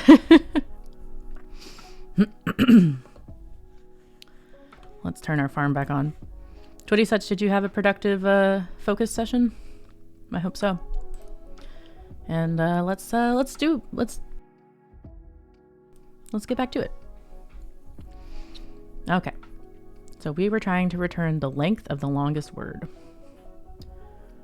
Right now we have split our string. Good. I'm glad. I'm glad to hear it. We've split our string. And what I want to do is get the length of each one.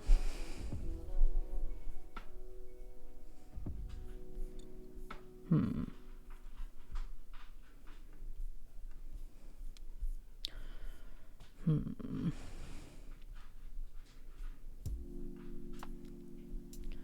feel like there's got to be an easy way to do this.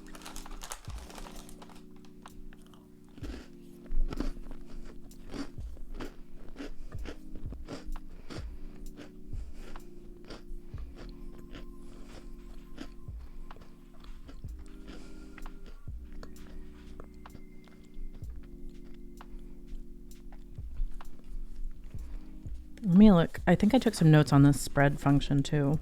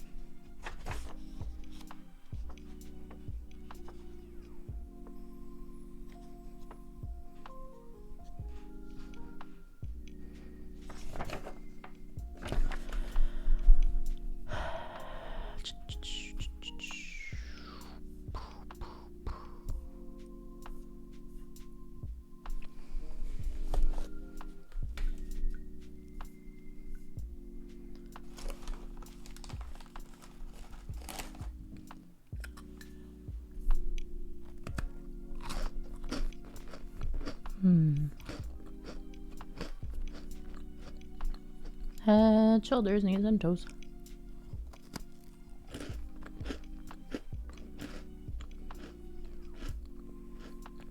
I'm glad that's the example.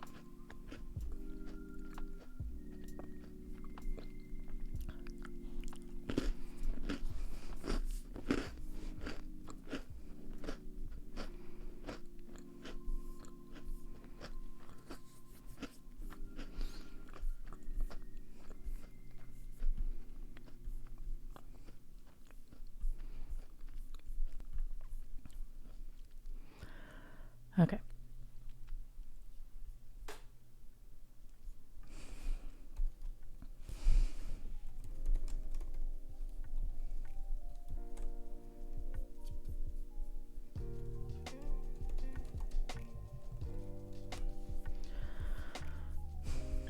I'm going to look at the hints, but I'm not going to look at their code. You have to go through each word and figure out which one is the longest. Thank you. You have to loop. Okay.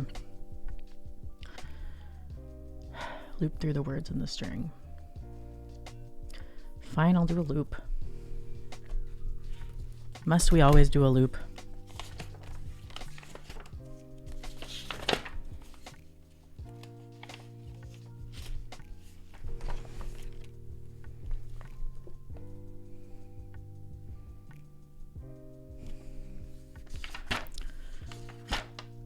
Great, great. That's all loops. That's all loops from here.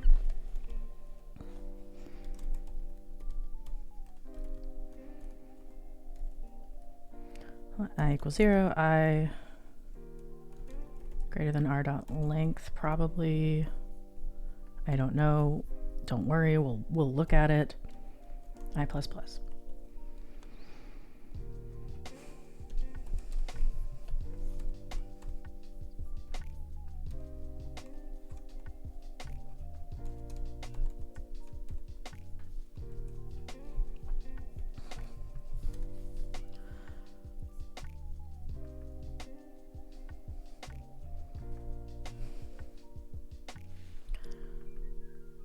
So, okay, what I think here is we're going to split the string into the array up here. So now it's an array for each word. So for each thing in the array, we're doing a loop. And I guess it would be, we're going to be doing the index of I in the array. The array is named split str, index of I. R is not defined. Oh, right, because it needs to be called what the array is. So it would be like, first we're going in, the first word would be the, then quick, then brown, then fox. Okay. What are we trying to do with that? We're trying to see what the length is.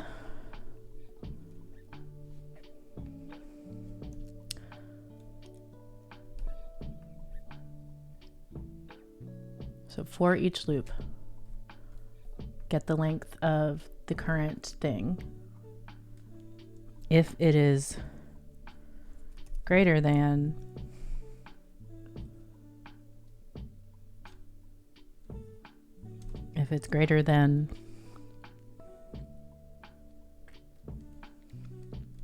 the previous one, I guess. Okay, so let's assign it to something.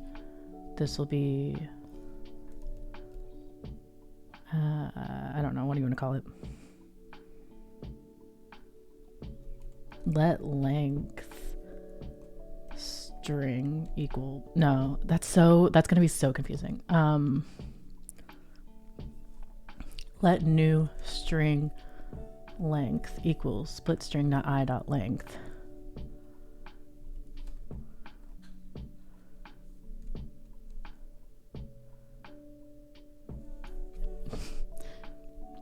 If else statement in loop JavaScript? Let's get wild.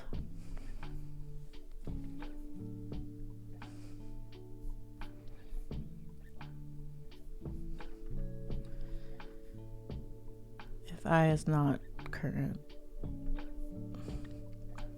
It feels wild. It feels like too many things. It feels like too many things.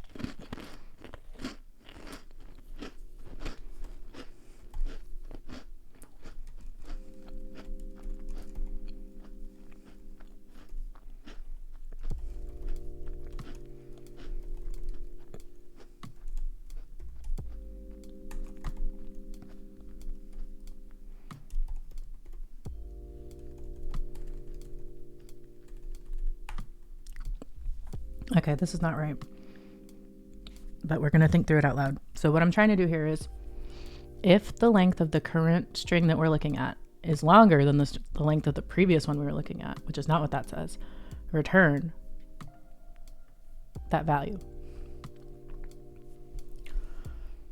Else,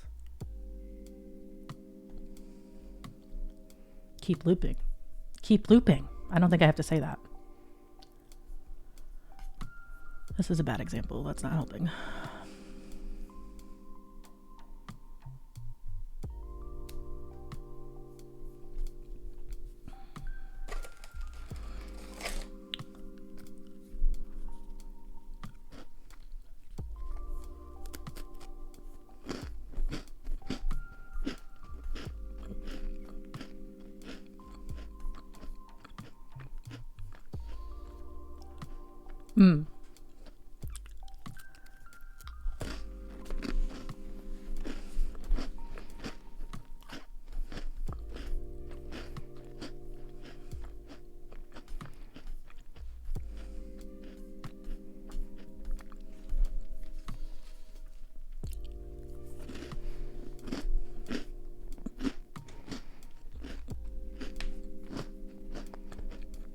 How do I put if inside the for loop?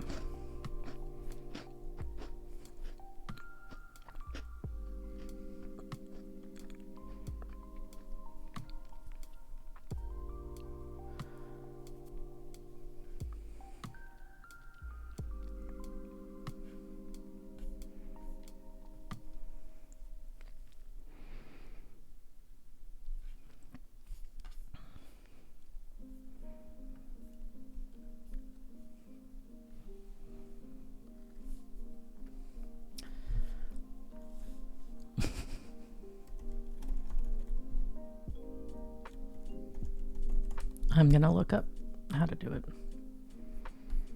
it. Use if to specify a block of code if a condition is true. Use else to specify a block of code if it's false. Use else if to specify a new condition.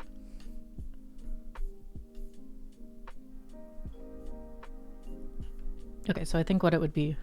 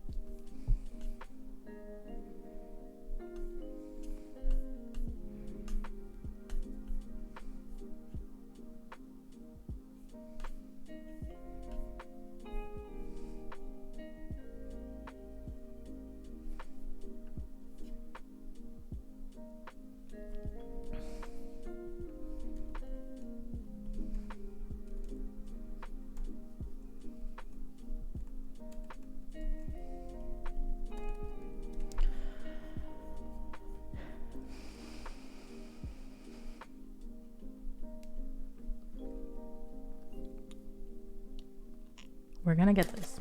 I'm just thinking. My brain is just trying its best.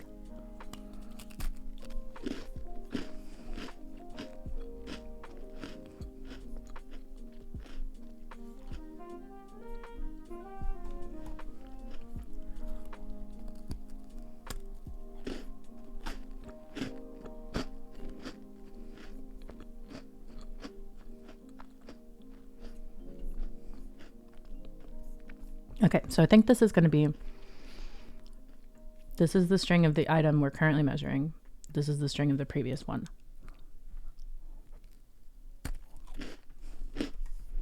Okay. Always with the parentheses.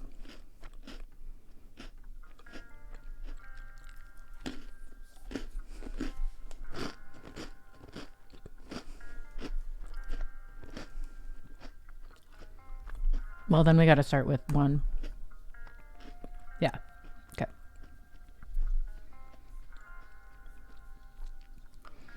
If the string we're currently looking at, if the thing we're currently looking at is longer than the previous one, return that one.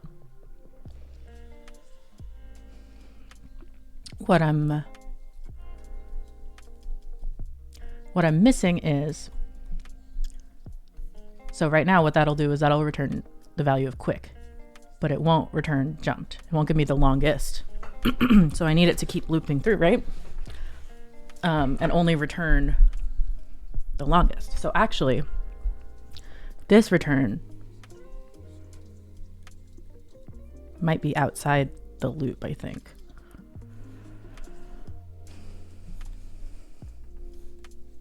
And I know it's not working yet. It's fine. It's fine. We're gonna get it. If that is true, then we're gonna call it, we'll call it long string equal, I guess, split string. This is silly. I don't feel like we need another thing. Hold on.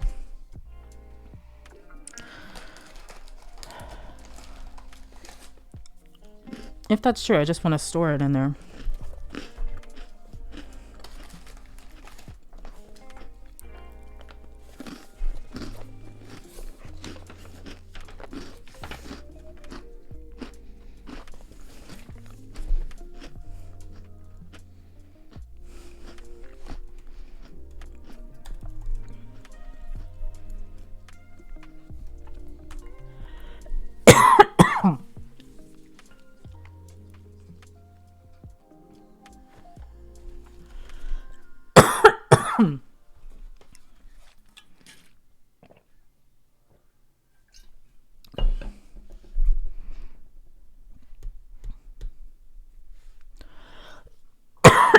Excuse me.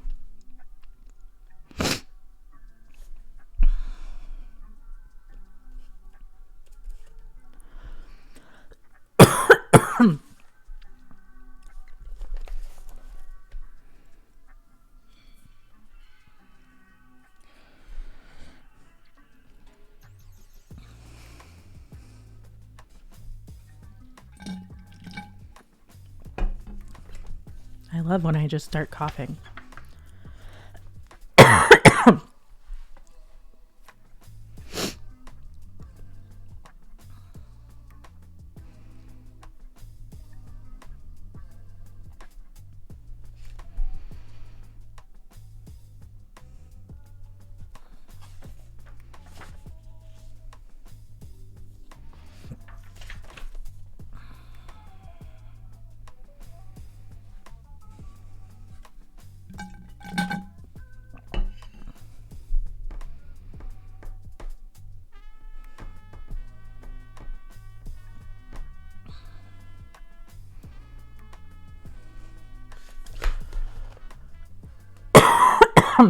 I could use more water. That would be very helpful.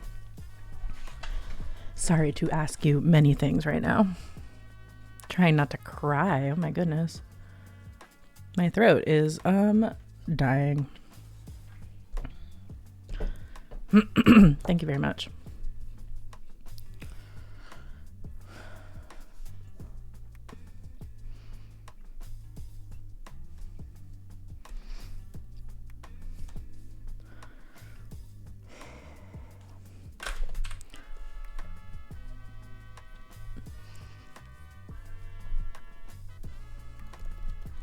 Length of words in string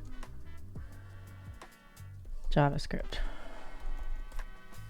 Yeah, that's what I was... Okay. That's what I was thinking. I'm not gonna lie to you.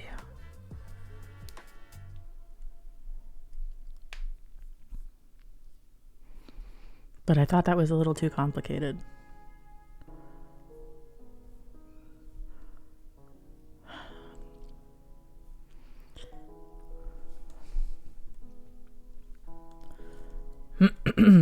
Okay.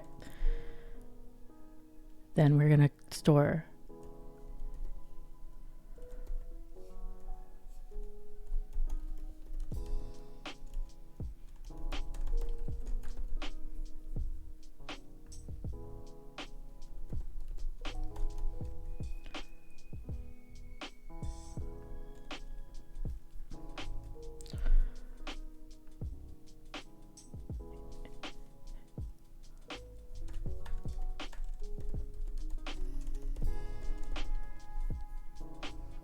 okay.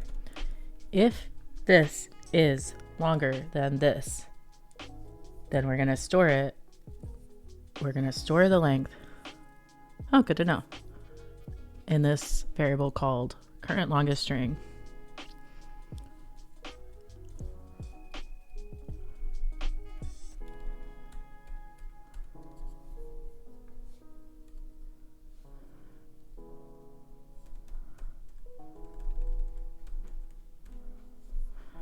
Assignment to undeclared variable. Current longest string. Why is that undeclared? Do I need another equal sign?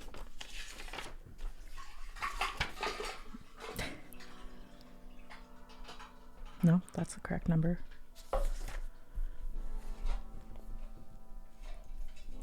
Let's Google this error. Thank you very much. Oh, I've got to put, I've got to put, like const or something. Or let's do let. I is not defined. Yo. I is I don't know what to tell you.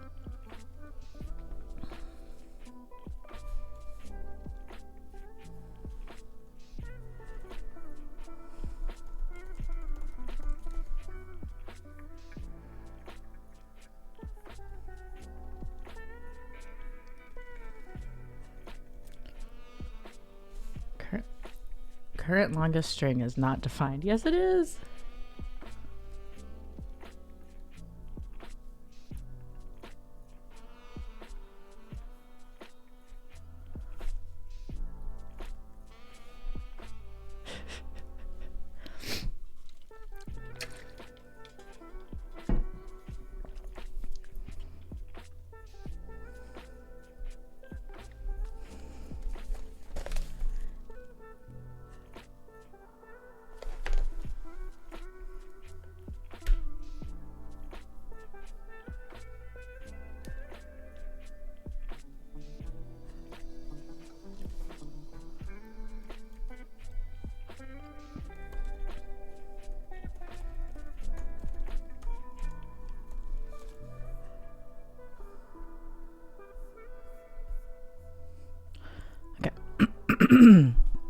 Let current longest string equal blank string. Const split the string into all these different things. That gives us split string. Then we're going to loop. If the one we're currently looking at, the word we're currently looking at, is longer than the word before it, then assign it to current longest string.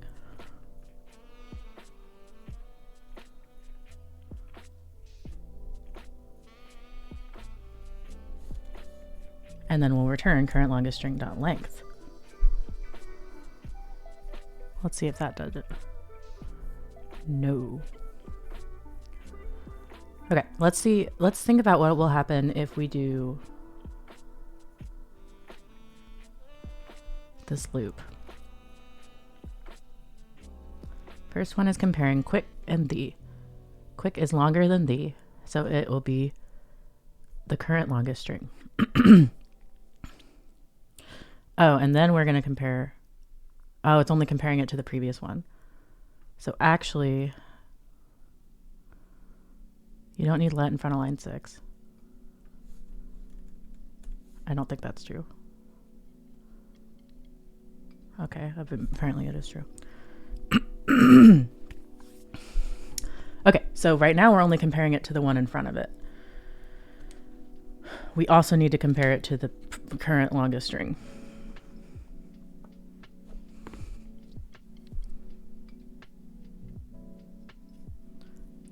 So actually,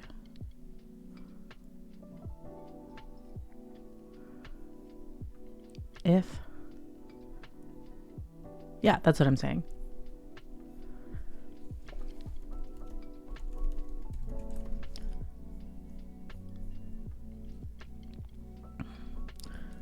So I'm actually going to, our current longest string will be the first string in the array. Okay, so now current longest string is the word the. Then we're going to compare it to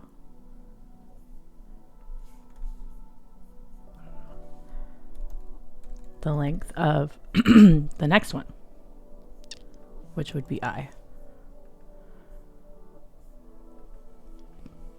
If it's longer, then we assign it.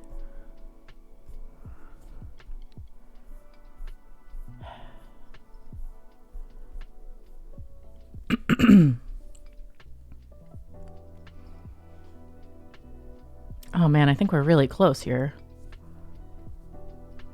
What am I missing?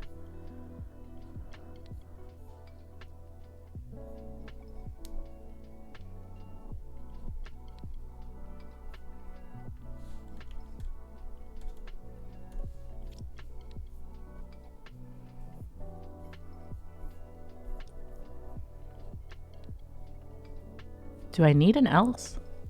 If I have an if, do I have to have an else?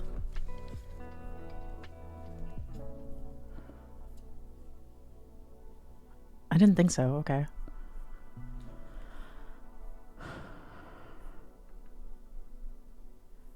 Oh wait, I'm doing this backwards. If this is longer than this, then change this to that. Okay, let me see. It needs to be the other way around. If the new one is longer, then change it. Oh, that's it. Yes. Yes, yes, yes, yes, yes. Oh, man. A logic error in my code? No way. No way.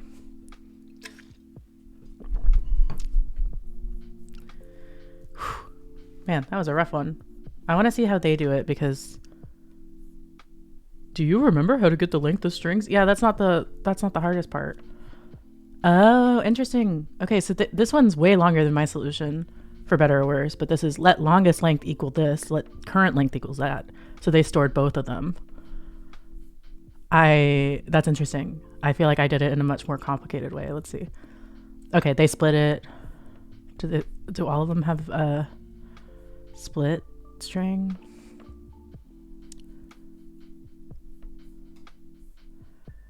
No, the first one doesn't.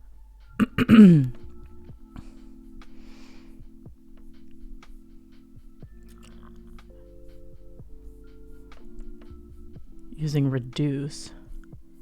This is a whole thing I wouldn't be able to do, right? I don't know how to do any of this. Reduce longest word, math max longest word length, yeah. Function, return math max, string split, dot map. Oh my god, this is so short. Okay, I think I did like a medium difficulty solution, which I'm pretty proud of. Cool. Awesome. Incredible. Great job. Thank you. Thank you. I'm so excited that that worked. Oh my goodness. It's hard out here, okay? It is hard out here.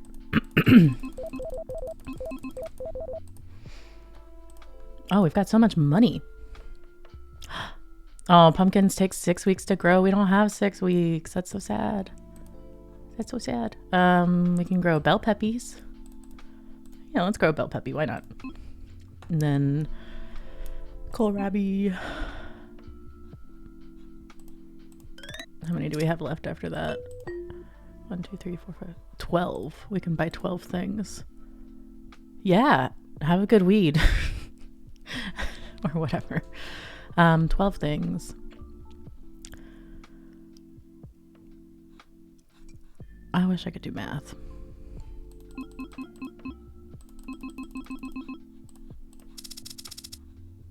Good enough.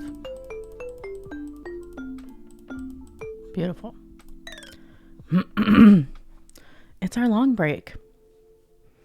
I don't think we have enough people to do words on stream, which is tragic. But it happens.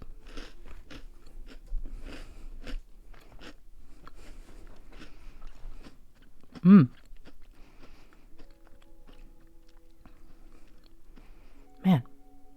I'm loving these Girl Scout cookies.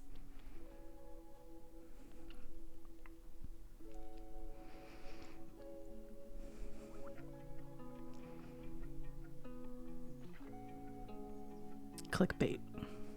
My clickbait title now is trying new Girl Scout cookies on stream, question mark, question mark, question mark. I do need to put these away or I'll just eat the whole sleeve.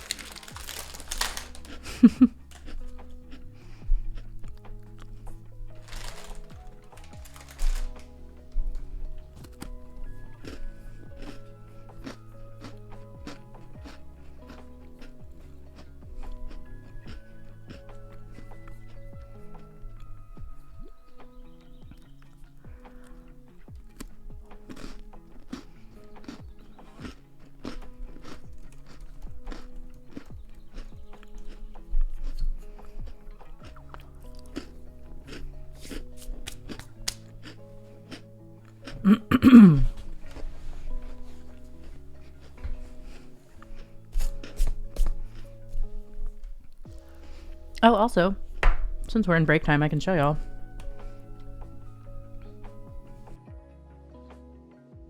So, Liz did a little redo of my site so that it looks better. It's a, they are good cookies. You should grab one. Liz did a little makeover for my site so that it looks a little bit better than what I'm able to do because Liz understands Squarespace better than me. So now I have like a little logo, which is so cute. Some more colors, and this page looks incredible, like way better than when I made it. I think that's the main stuff that's changed. Yeah, just like little things to make it look better. Liz knows what's up. I do not. I think this page is still a little janky. No, it looks fine. Okay. But yeah, good times. Oh, purple. Oh, I don't know if this is very readable. I might change that. But that's on me because I made this a page instead of a blog, so I probably set it up weird. But yeah, it looks pretty good, huh? Pretty stoked. Now I just need to keep putting content on it. So many websites, so little time. If you haven't seen Liz's website, or I think it's heyliz.com. It's very beautiful. Look at this. Art. And then I stole my about from Liz. You can tell by the way that it is. I don't have the account that lets you embed HTML stuff, so I can't do this. Otherwise, I would have stolen the exact idea. But I think I did steal the blurb. Yeah, Liz is good at the Squarespace site stuff. Oh, also, we have a new episode of the podcast today. I forgot. It's Friday. We now go live on Fridays. Go live? You know what I mean. Yeah. Liz knows how to make things.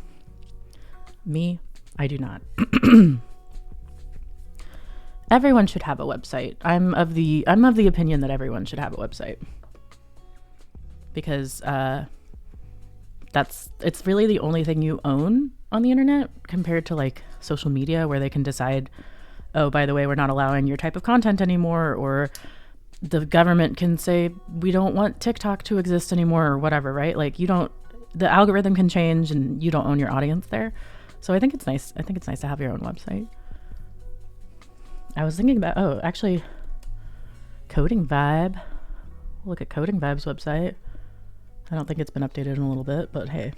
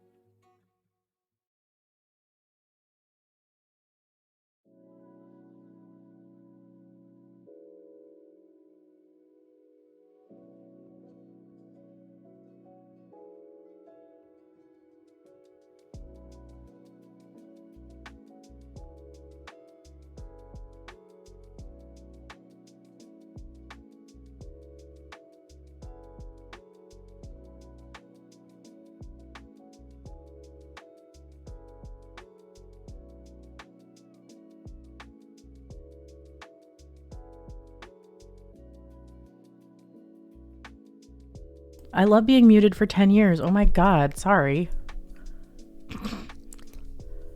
I thought I undid it. I was just bragging on your website. Coding Vibe.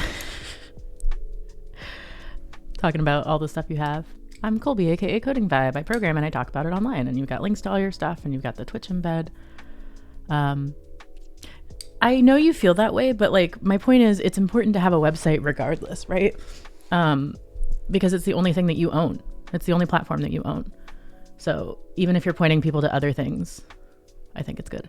And also it takes lower priority, right? Like my website is low on the list of things.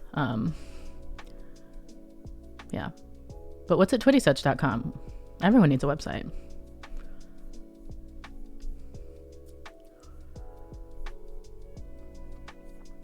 Everyone needs a website. That is my strong opinion. My strong onion.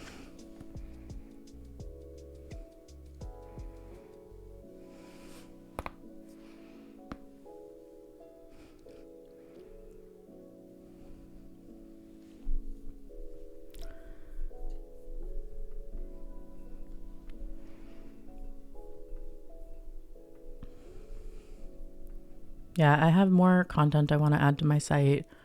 But I'm pretty happy with what it's looking like right now. I mean, the talks page looks so much better, and it's nice to be like, look, y'all, I do stuff. I am a professional. You can tell by the way that it is. That's pretty cool. I feel like I might do a page for like podcast appearances or other things like that. But honestly, a lot of them disappear over time because like either podcasts will die or, I don't know. I feel like stuff gets taken offline. So like, I don't know that I do it frequently enough that I should add it is what I'm saying. Because it's pretty infrequent. I'm a podcast guest like once a year, not much more frequently than that. But I have my now page, which is supposed to also be like, oh, these are the projects I'm currently working on. But honestly, I'm too chatty. Like, I don't know if I should have a shorthand one for that, you know? And then I want to make a uses page for like stuff I use, my tech stack or whatever. Uses. If now is, I'm sure there is a person who started the uses pages, but I don't know if they have like a centralized thing in the way that they do for now pages.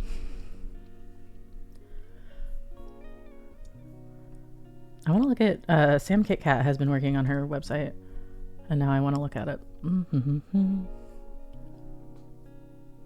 Boop. This is her links page, which is incredibly cute. Should be illegal how cute it is. But then I don't know. Oh, I don't think it links to her actual website. I'll just go scroll. Astro.build. Maybe it's not up yet.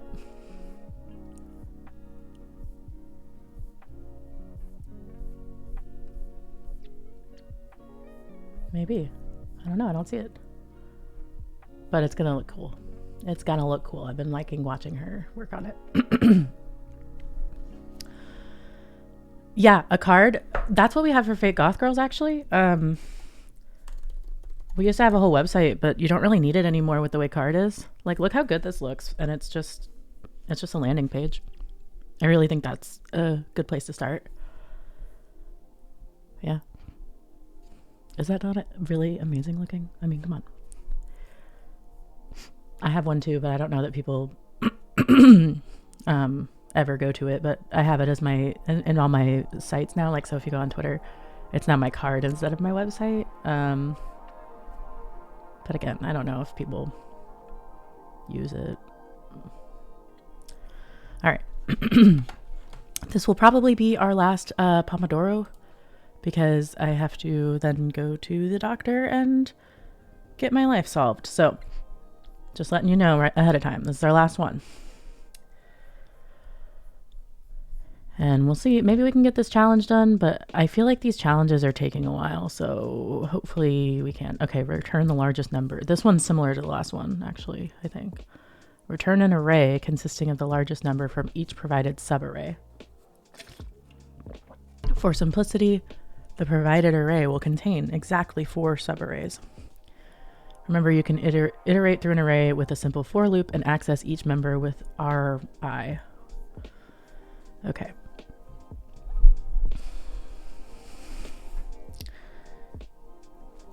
All right, come on, loops.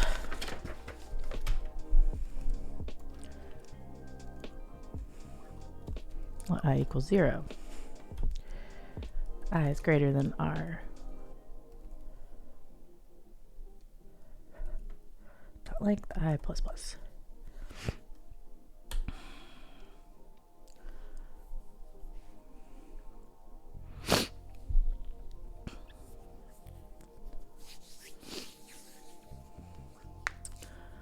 The largest number from each subarray.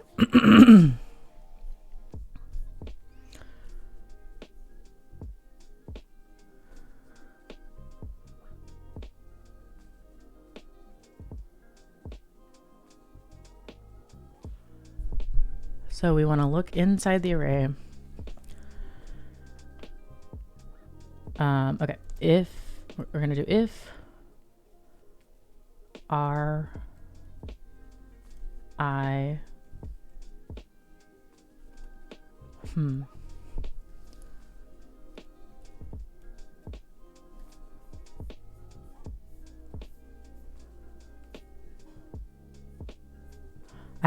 Okay, so I know that they told me there's 4 subarrays, so I could just do the loop 4 times. But I kind of want to just make it work for no matter how many subarrays there are. Is that silly? There's always going to be one array.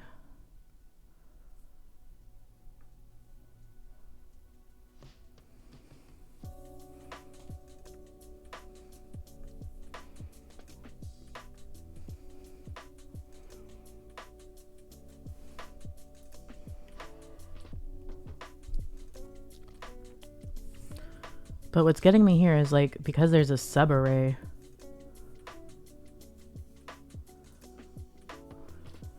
we want to make sure we're looping not just through the main array, but also the subarray.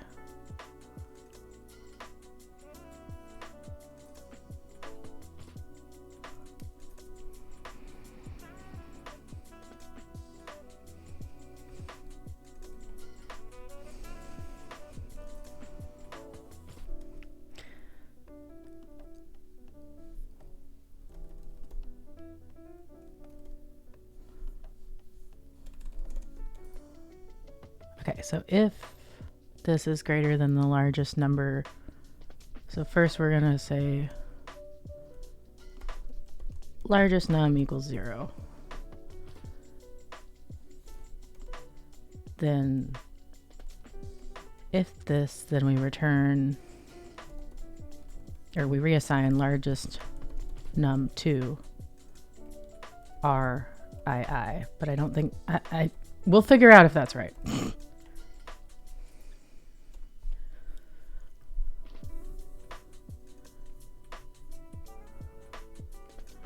Expected a parentheses.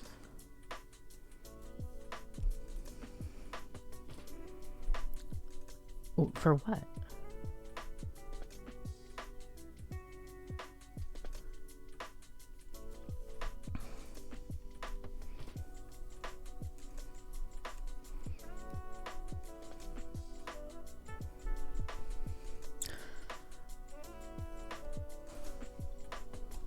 I just added squigglies. Okay. Oh, my if statement too.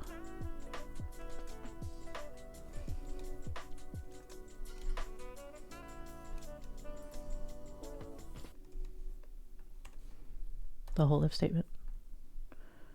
Assignment to undeclared variable largest num. Why is that undeclared? Oh, I forgot the word like let. Okay. So we've returned an array, but we're not returning the right things. So what are we returning? That's the question. Oh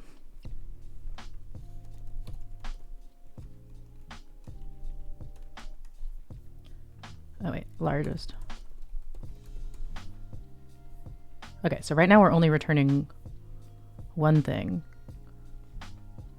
It's not even doing that math correct, because what we need to do, it's the largest for each array within the array, not the largest of all of the things.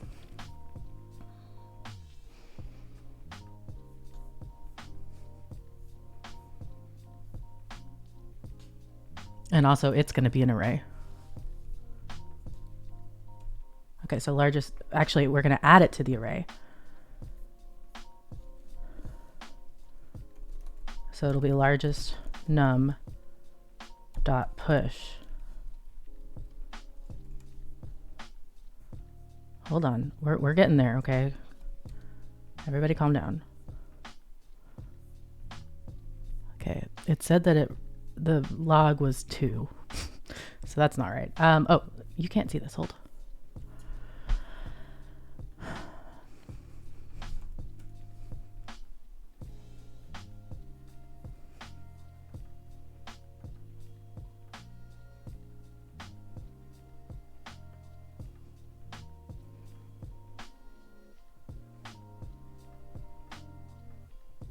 And this isn't right either. Okay, because I'm combining too many things in one place.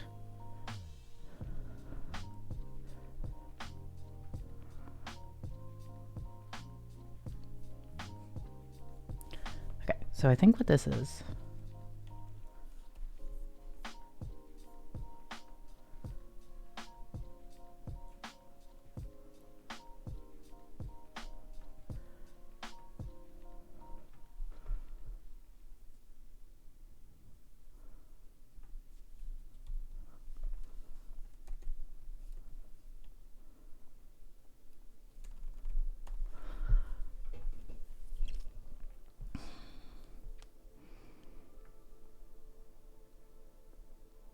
so first it's going to say the 0th index of the 0th array, which is this one.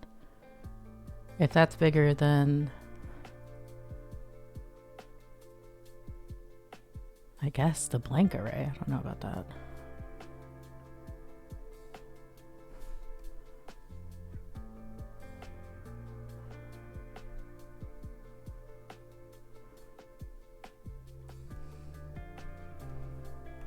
I feel like that needs an index, maybe 0.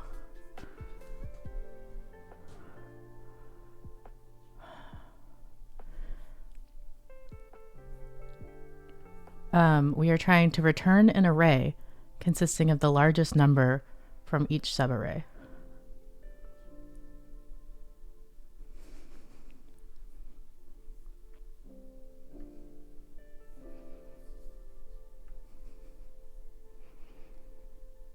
I'm thinking, and I feel like I'm getting somewhere, but give me a second here.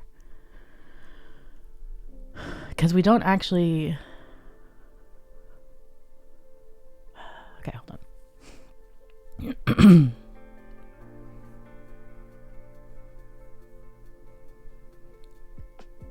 We're only trying to compare within each subarray.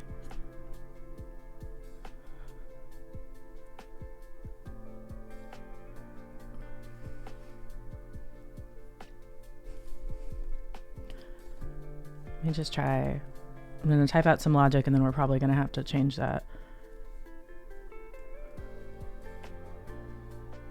So if the one we're currently looking at is greater than the previous one,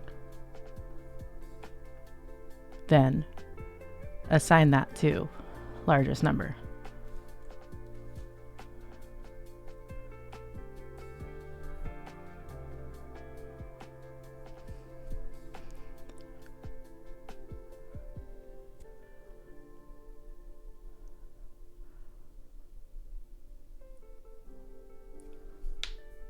Or then add that to largest number.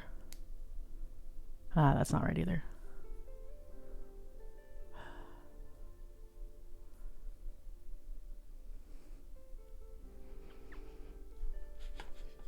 Yeah, that's what I'm trying to figure out. So I'm currently only looping through these.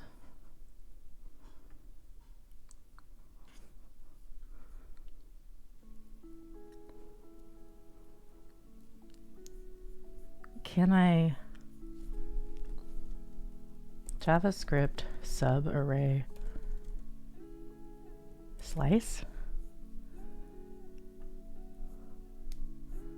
Some way to get bits out of it.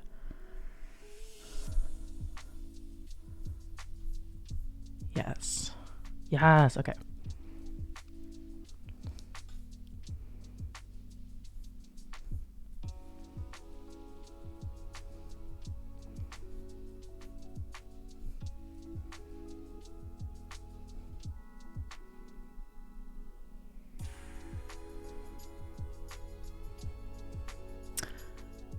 Why not have an inner for loop?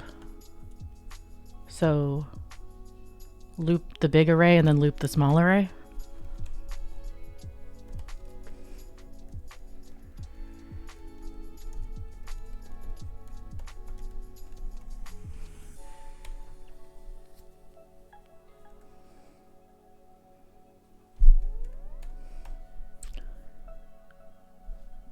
Because that's wild. That's a lot of loops. That's why. Let's see.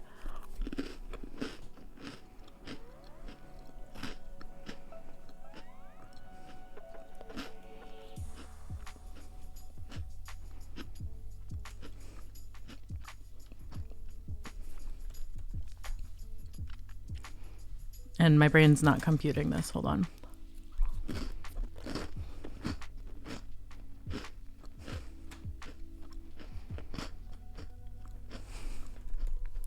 Because I think that's still only going to go through the main array.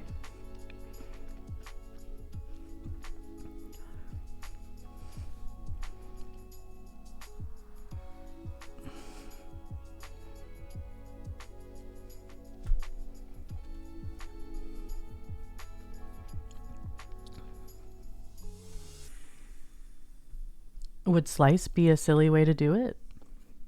Not silly, but you know.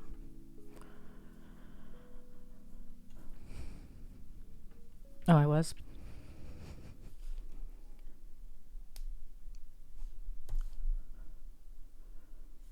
R.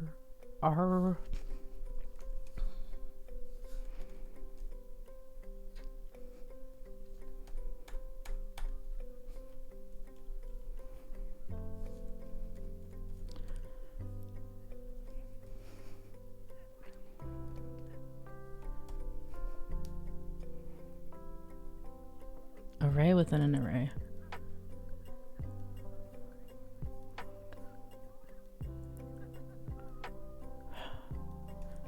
Oh, but it had an error. Ri is undefined.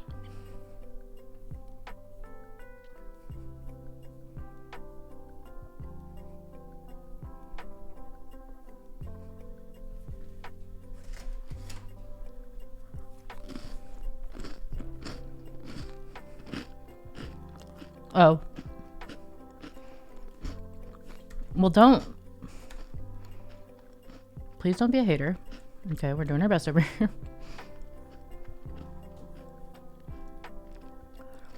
Oh yeah, this is so wrong. Let's see.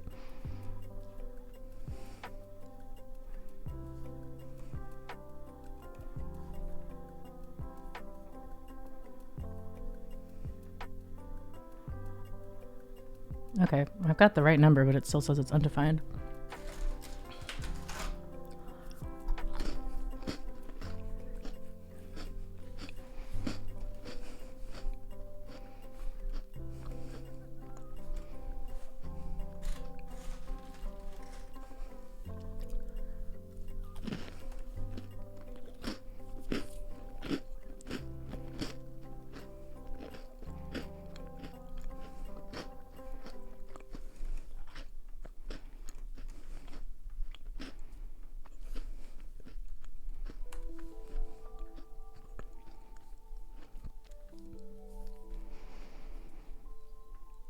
Come on, curly braces.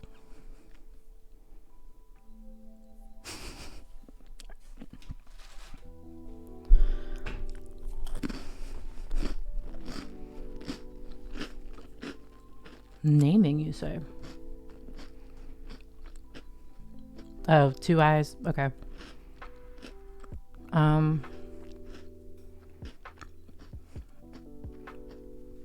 Is there another one that's like a common one for loops?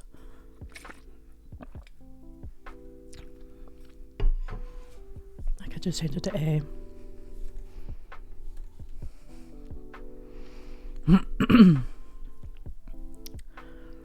JK. I'll do J. J feels good. Okay. I would never have figured that out, so thank you. If this is our subarray,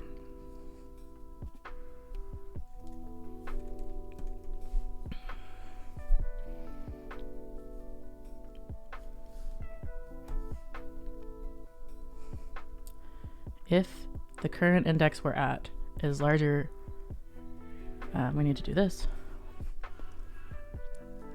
than the previous one, assign it to the subarray. But what this doesn't do, same as the last one, is compare it to the current largest number.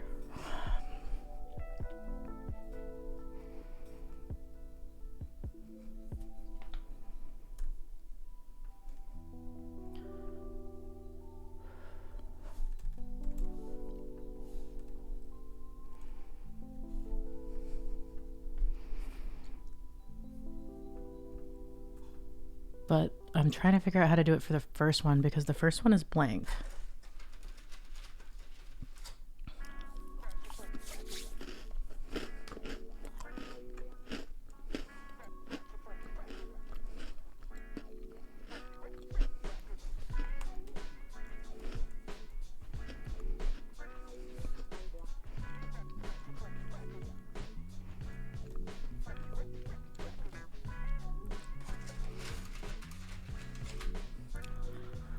Thank you. I appreciate you. We're going to do it.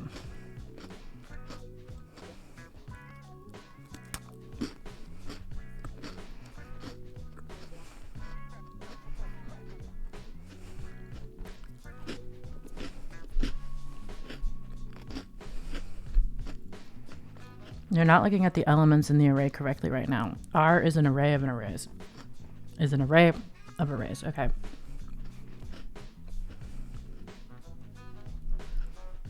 So would it be like Rij?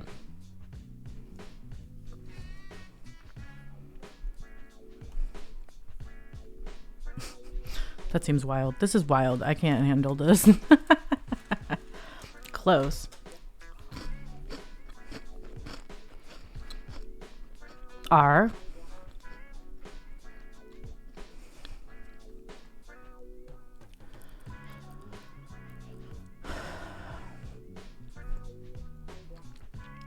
How would you access something inside that array?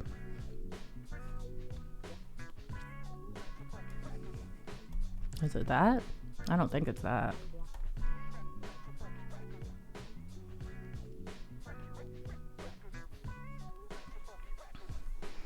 JavaScript access. It is? That's jank. I'm gonna tell you.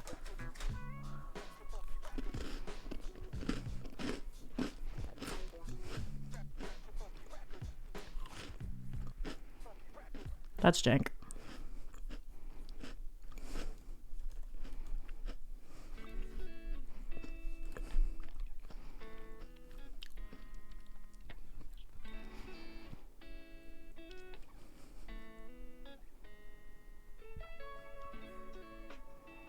Okay.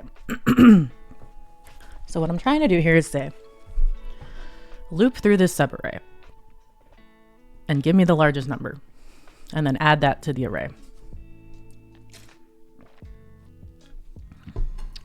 Right now it says loop through the subarray. If the current number is bigger than the previous number, add it. That's not what we want.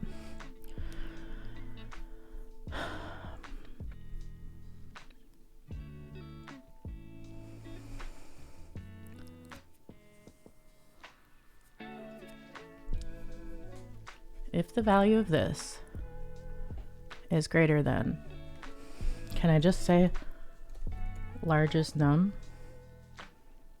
And then whatever the current index is, which would be j. So, yeah, exactly. If the current one we're looking at is bigger than the first number or the jth number of this array,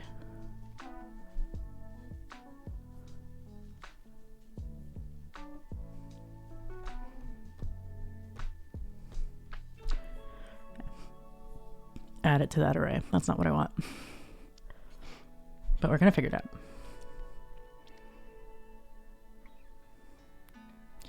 If it's bigger, then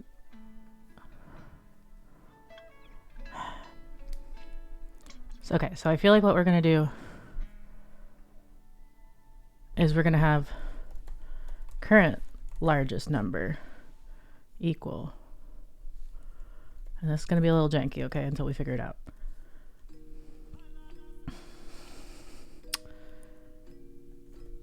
Rij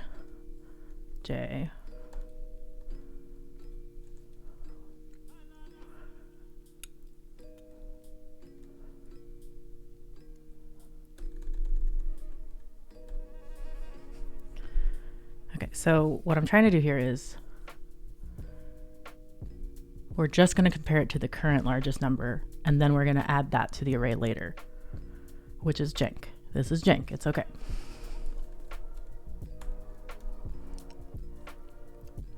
And we're only going to do that for these 4.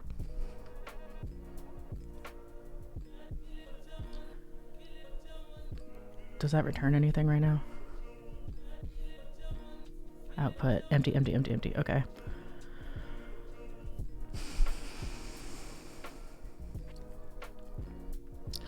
Well, then this would change too, because it would be current largest num, and it's not defined. Let current largest num equals 0. Okay, so that means that the first thing, okay, that's not working. It's okay. It's okay. We'll look at the test later. Hello, Block Lab. How are you doing today? We're doing this fun algorithm problem. Okay. The largest num is an array. The current largest number is 0. That's totally fine. If the number at this point in the array is larger than the current largest number, then change the current largest number to that number.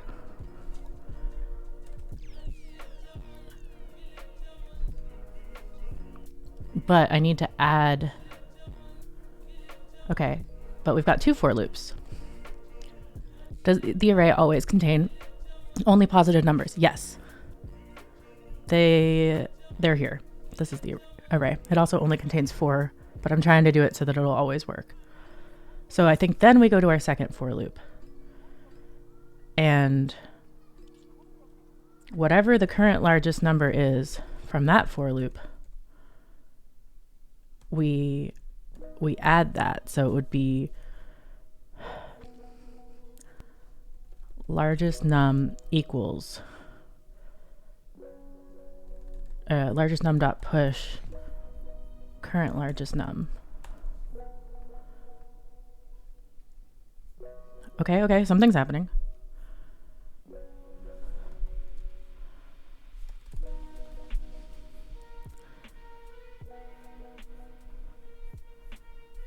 Okay, now we're just returning too many things. Hold on, what is it doing? Okay, the loop's broken. Oh, because I'm adding it every time. So it's like, this is the current largest number, this is the current largest number, this is the current largest number, and it just keeps doing it forever. So let's see. Okay, I know it's break time, but I want to finish this before we do that. And I think we're really close. Oh, thank you. Good. That means there's only maybe 1 or 2 janky things.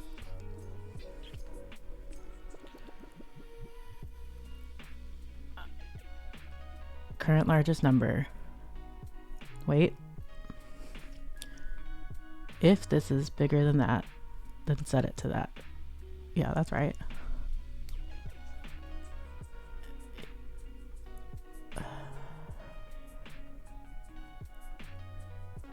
Oh, thank you. I appreciate that. 2 logic errors. Good. Yeah. I'm definitely new to programming, so always learning with things like this. And I feel like the fact that my brain's comprehending it at all is a huge bonus. Let's see. Well, so I think there's something wrong here. Right? Because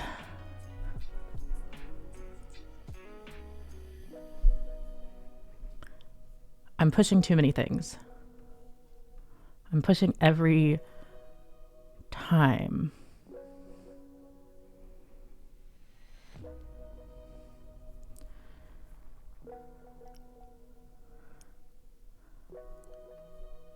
I just want to see what happens if I change this to 4. Okay, nothing. So that's not it. Okay, let's think. What is it saying? For if this is greater than the current largest number, then assign it to current largest number.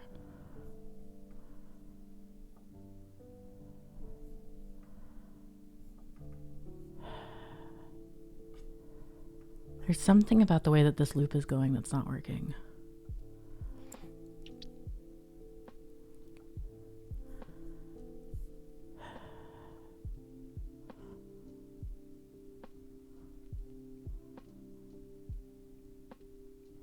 Think about where the loop is ending.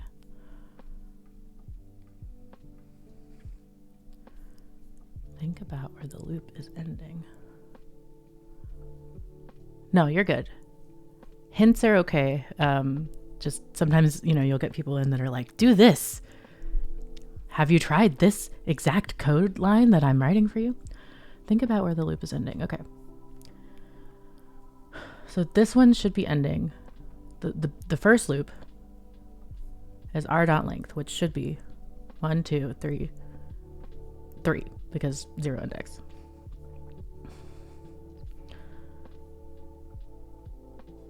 I want this to just do these 4. Is that what it says right now?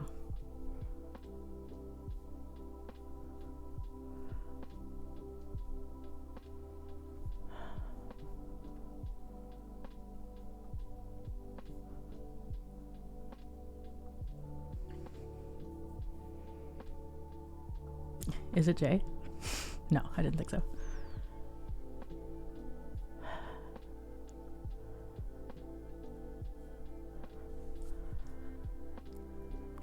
Is there auto formatting? No, there's not, which is why it's very janky.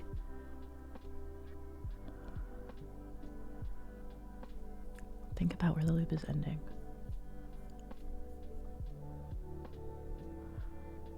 R of I.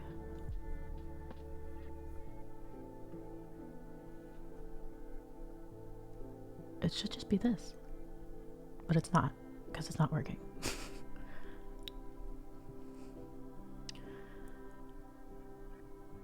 Oh, we're so close. Why can't I get this?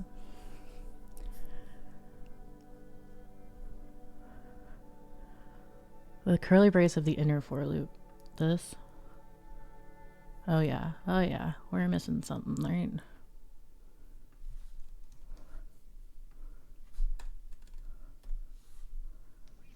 Oh my god, is that it? No, okay. Oh, okay, we have some outputs though. Dang you, curly brace. Okay, so... well, we're returning the right number of...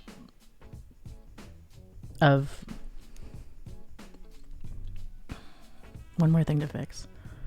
We're returning the right number of things, but it's not the correct things. And that's because... why are the first two the same?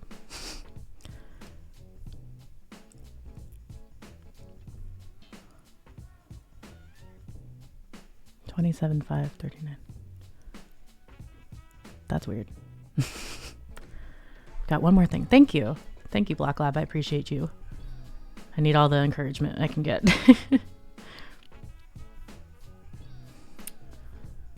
Okay, so what are we getting instead? This should return... wait, why is it not returning an array? That's one of the tests that's failing, is that it should return an array. What is this? What are these spaces?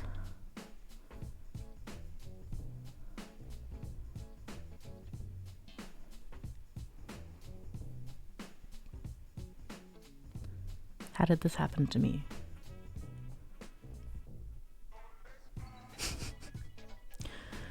Okay, let's look. So this should return 527 39 1001. 527 39 1001, but it's returning it twice. Unless this one is the same. 27 5 39 1001. Take a look at your return line.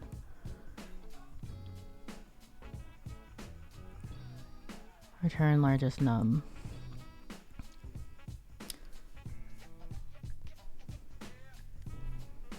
Nope, that wasn't it. Is it the semicolon? It's not the semicolon.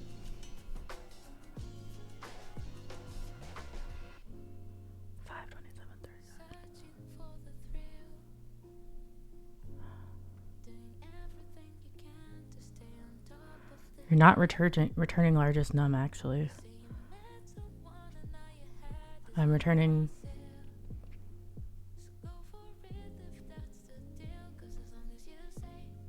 Oh, I'm returning the console.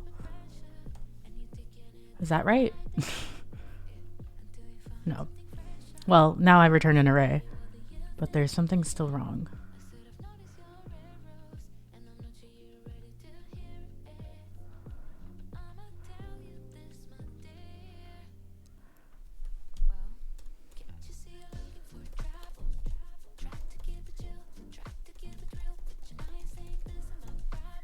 Please log. Not defined. RIP.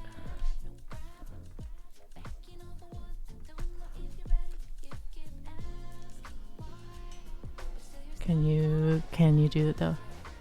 I'd like to see what it returns. No? That's fine. Okay, so the ones that are broken.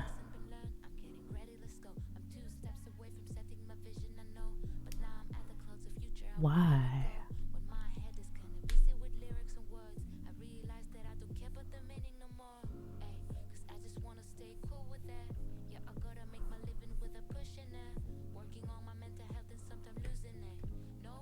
Oh, okay.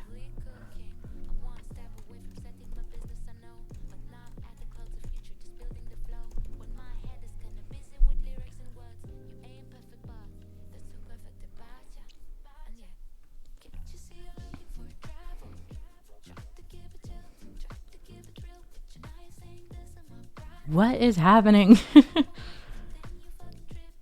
5, 27, 39, 1001. Okay.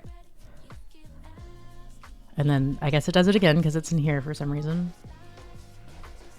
And then this one should return 27, 5, 39, 1001. Why is this one not returning 5? And then this last one should return 25, 48, 21, negative 3. Oh, because it's comparing it. It's comparing it to the previous biggest number, not the previous biggest number in this part of the array.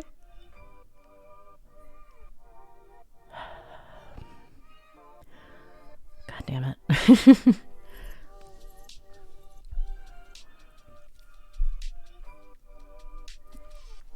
Ah. Oh, we're so close.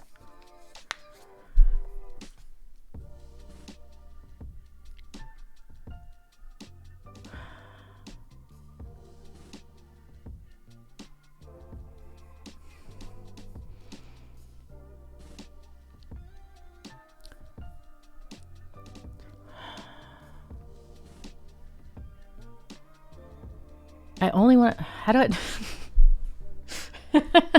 I'm losing my mind over here. Sorry. I'm just trying to figure out how to tell it to only loop through the part I want it to loop through.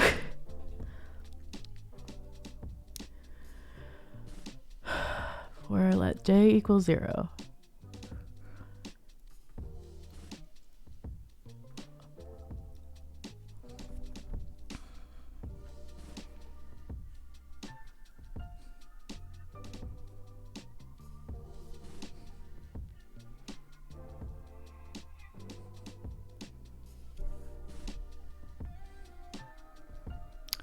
Look at what you're doing with current largest number and when where. Okay. So current largest num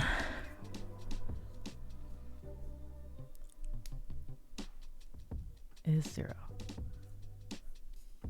Well, okay. Something about the loop ain't looping. Because I'm trying to tell it to only assign. Wait, hold.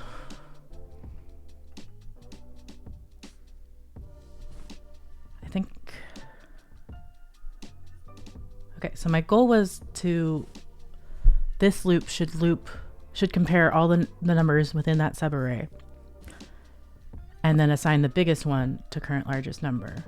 And then we push that to this array. But there's something about, I need to reset at the loop.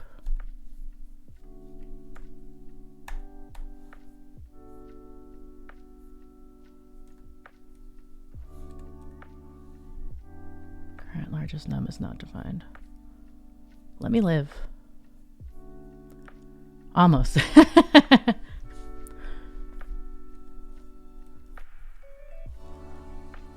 Let me try up here. I feel like this might be the solution.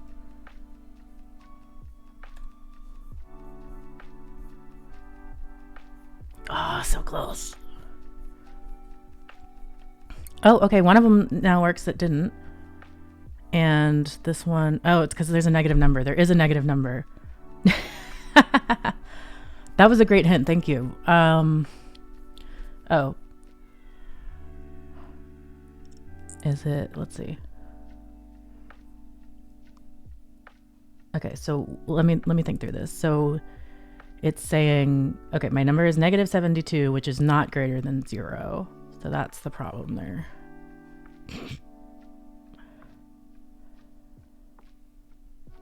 So it won't assign any of the negative numbers.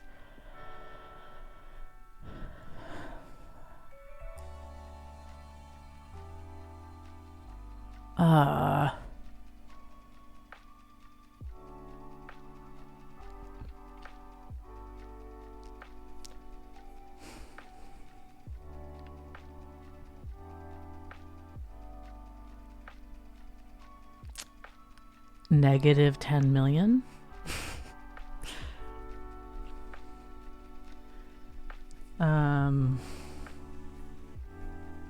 I feel like if I put any number here, that breaks it in one way or another, right? So should it be a variable? But we have so many variables. That's a valid option. Just make it super, super big and negative.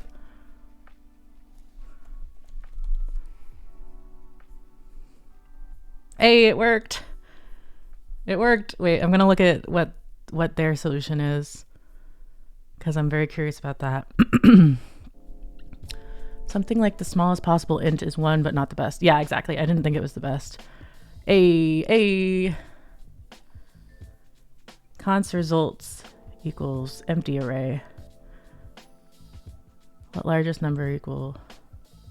Oh, okay. So what they did was they just assigned it to the first one. That's probably the best way to do it, or at least a better way to do it. Oh my goodness, that was hard for me.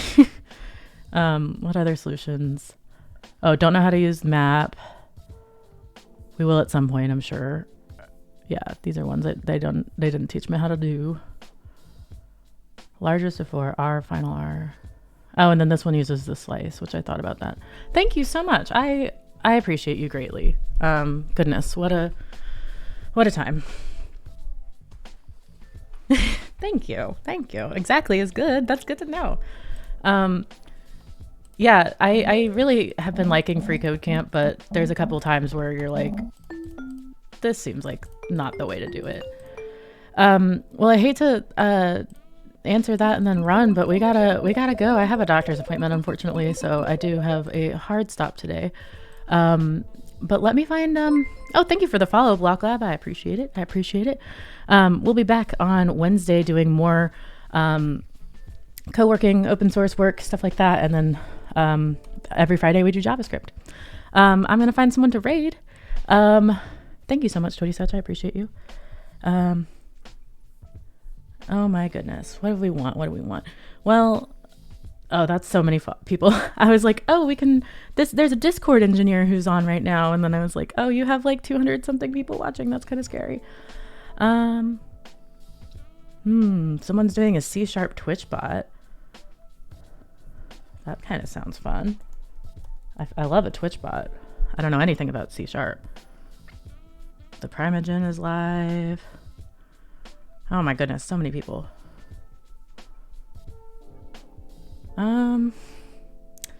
Okay, I think we're gonna raid the Discord engineer just for fun. Because I follow her on Twitter and I like her.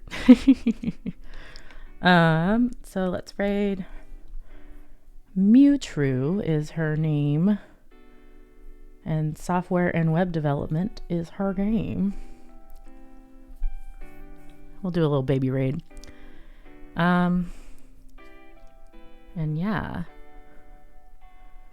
Discord engineer, wild time to be alive. What is this baby? Oh, baby raid. Thank you so much. Thank you so much. Thank you so much for tuning in. I appreciate you all. I'll be back on Wednesday. I hope you have a wonderful weekend, and I will speak to you again soon. Keep it cute. Bye.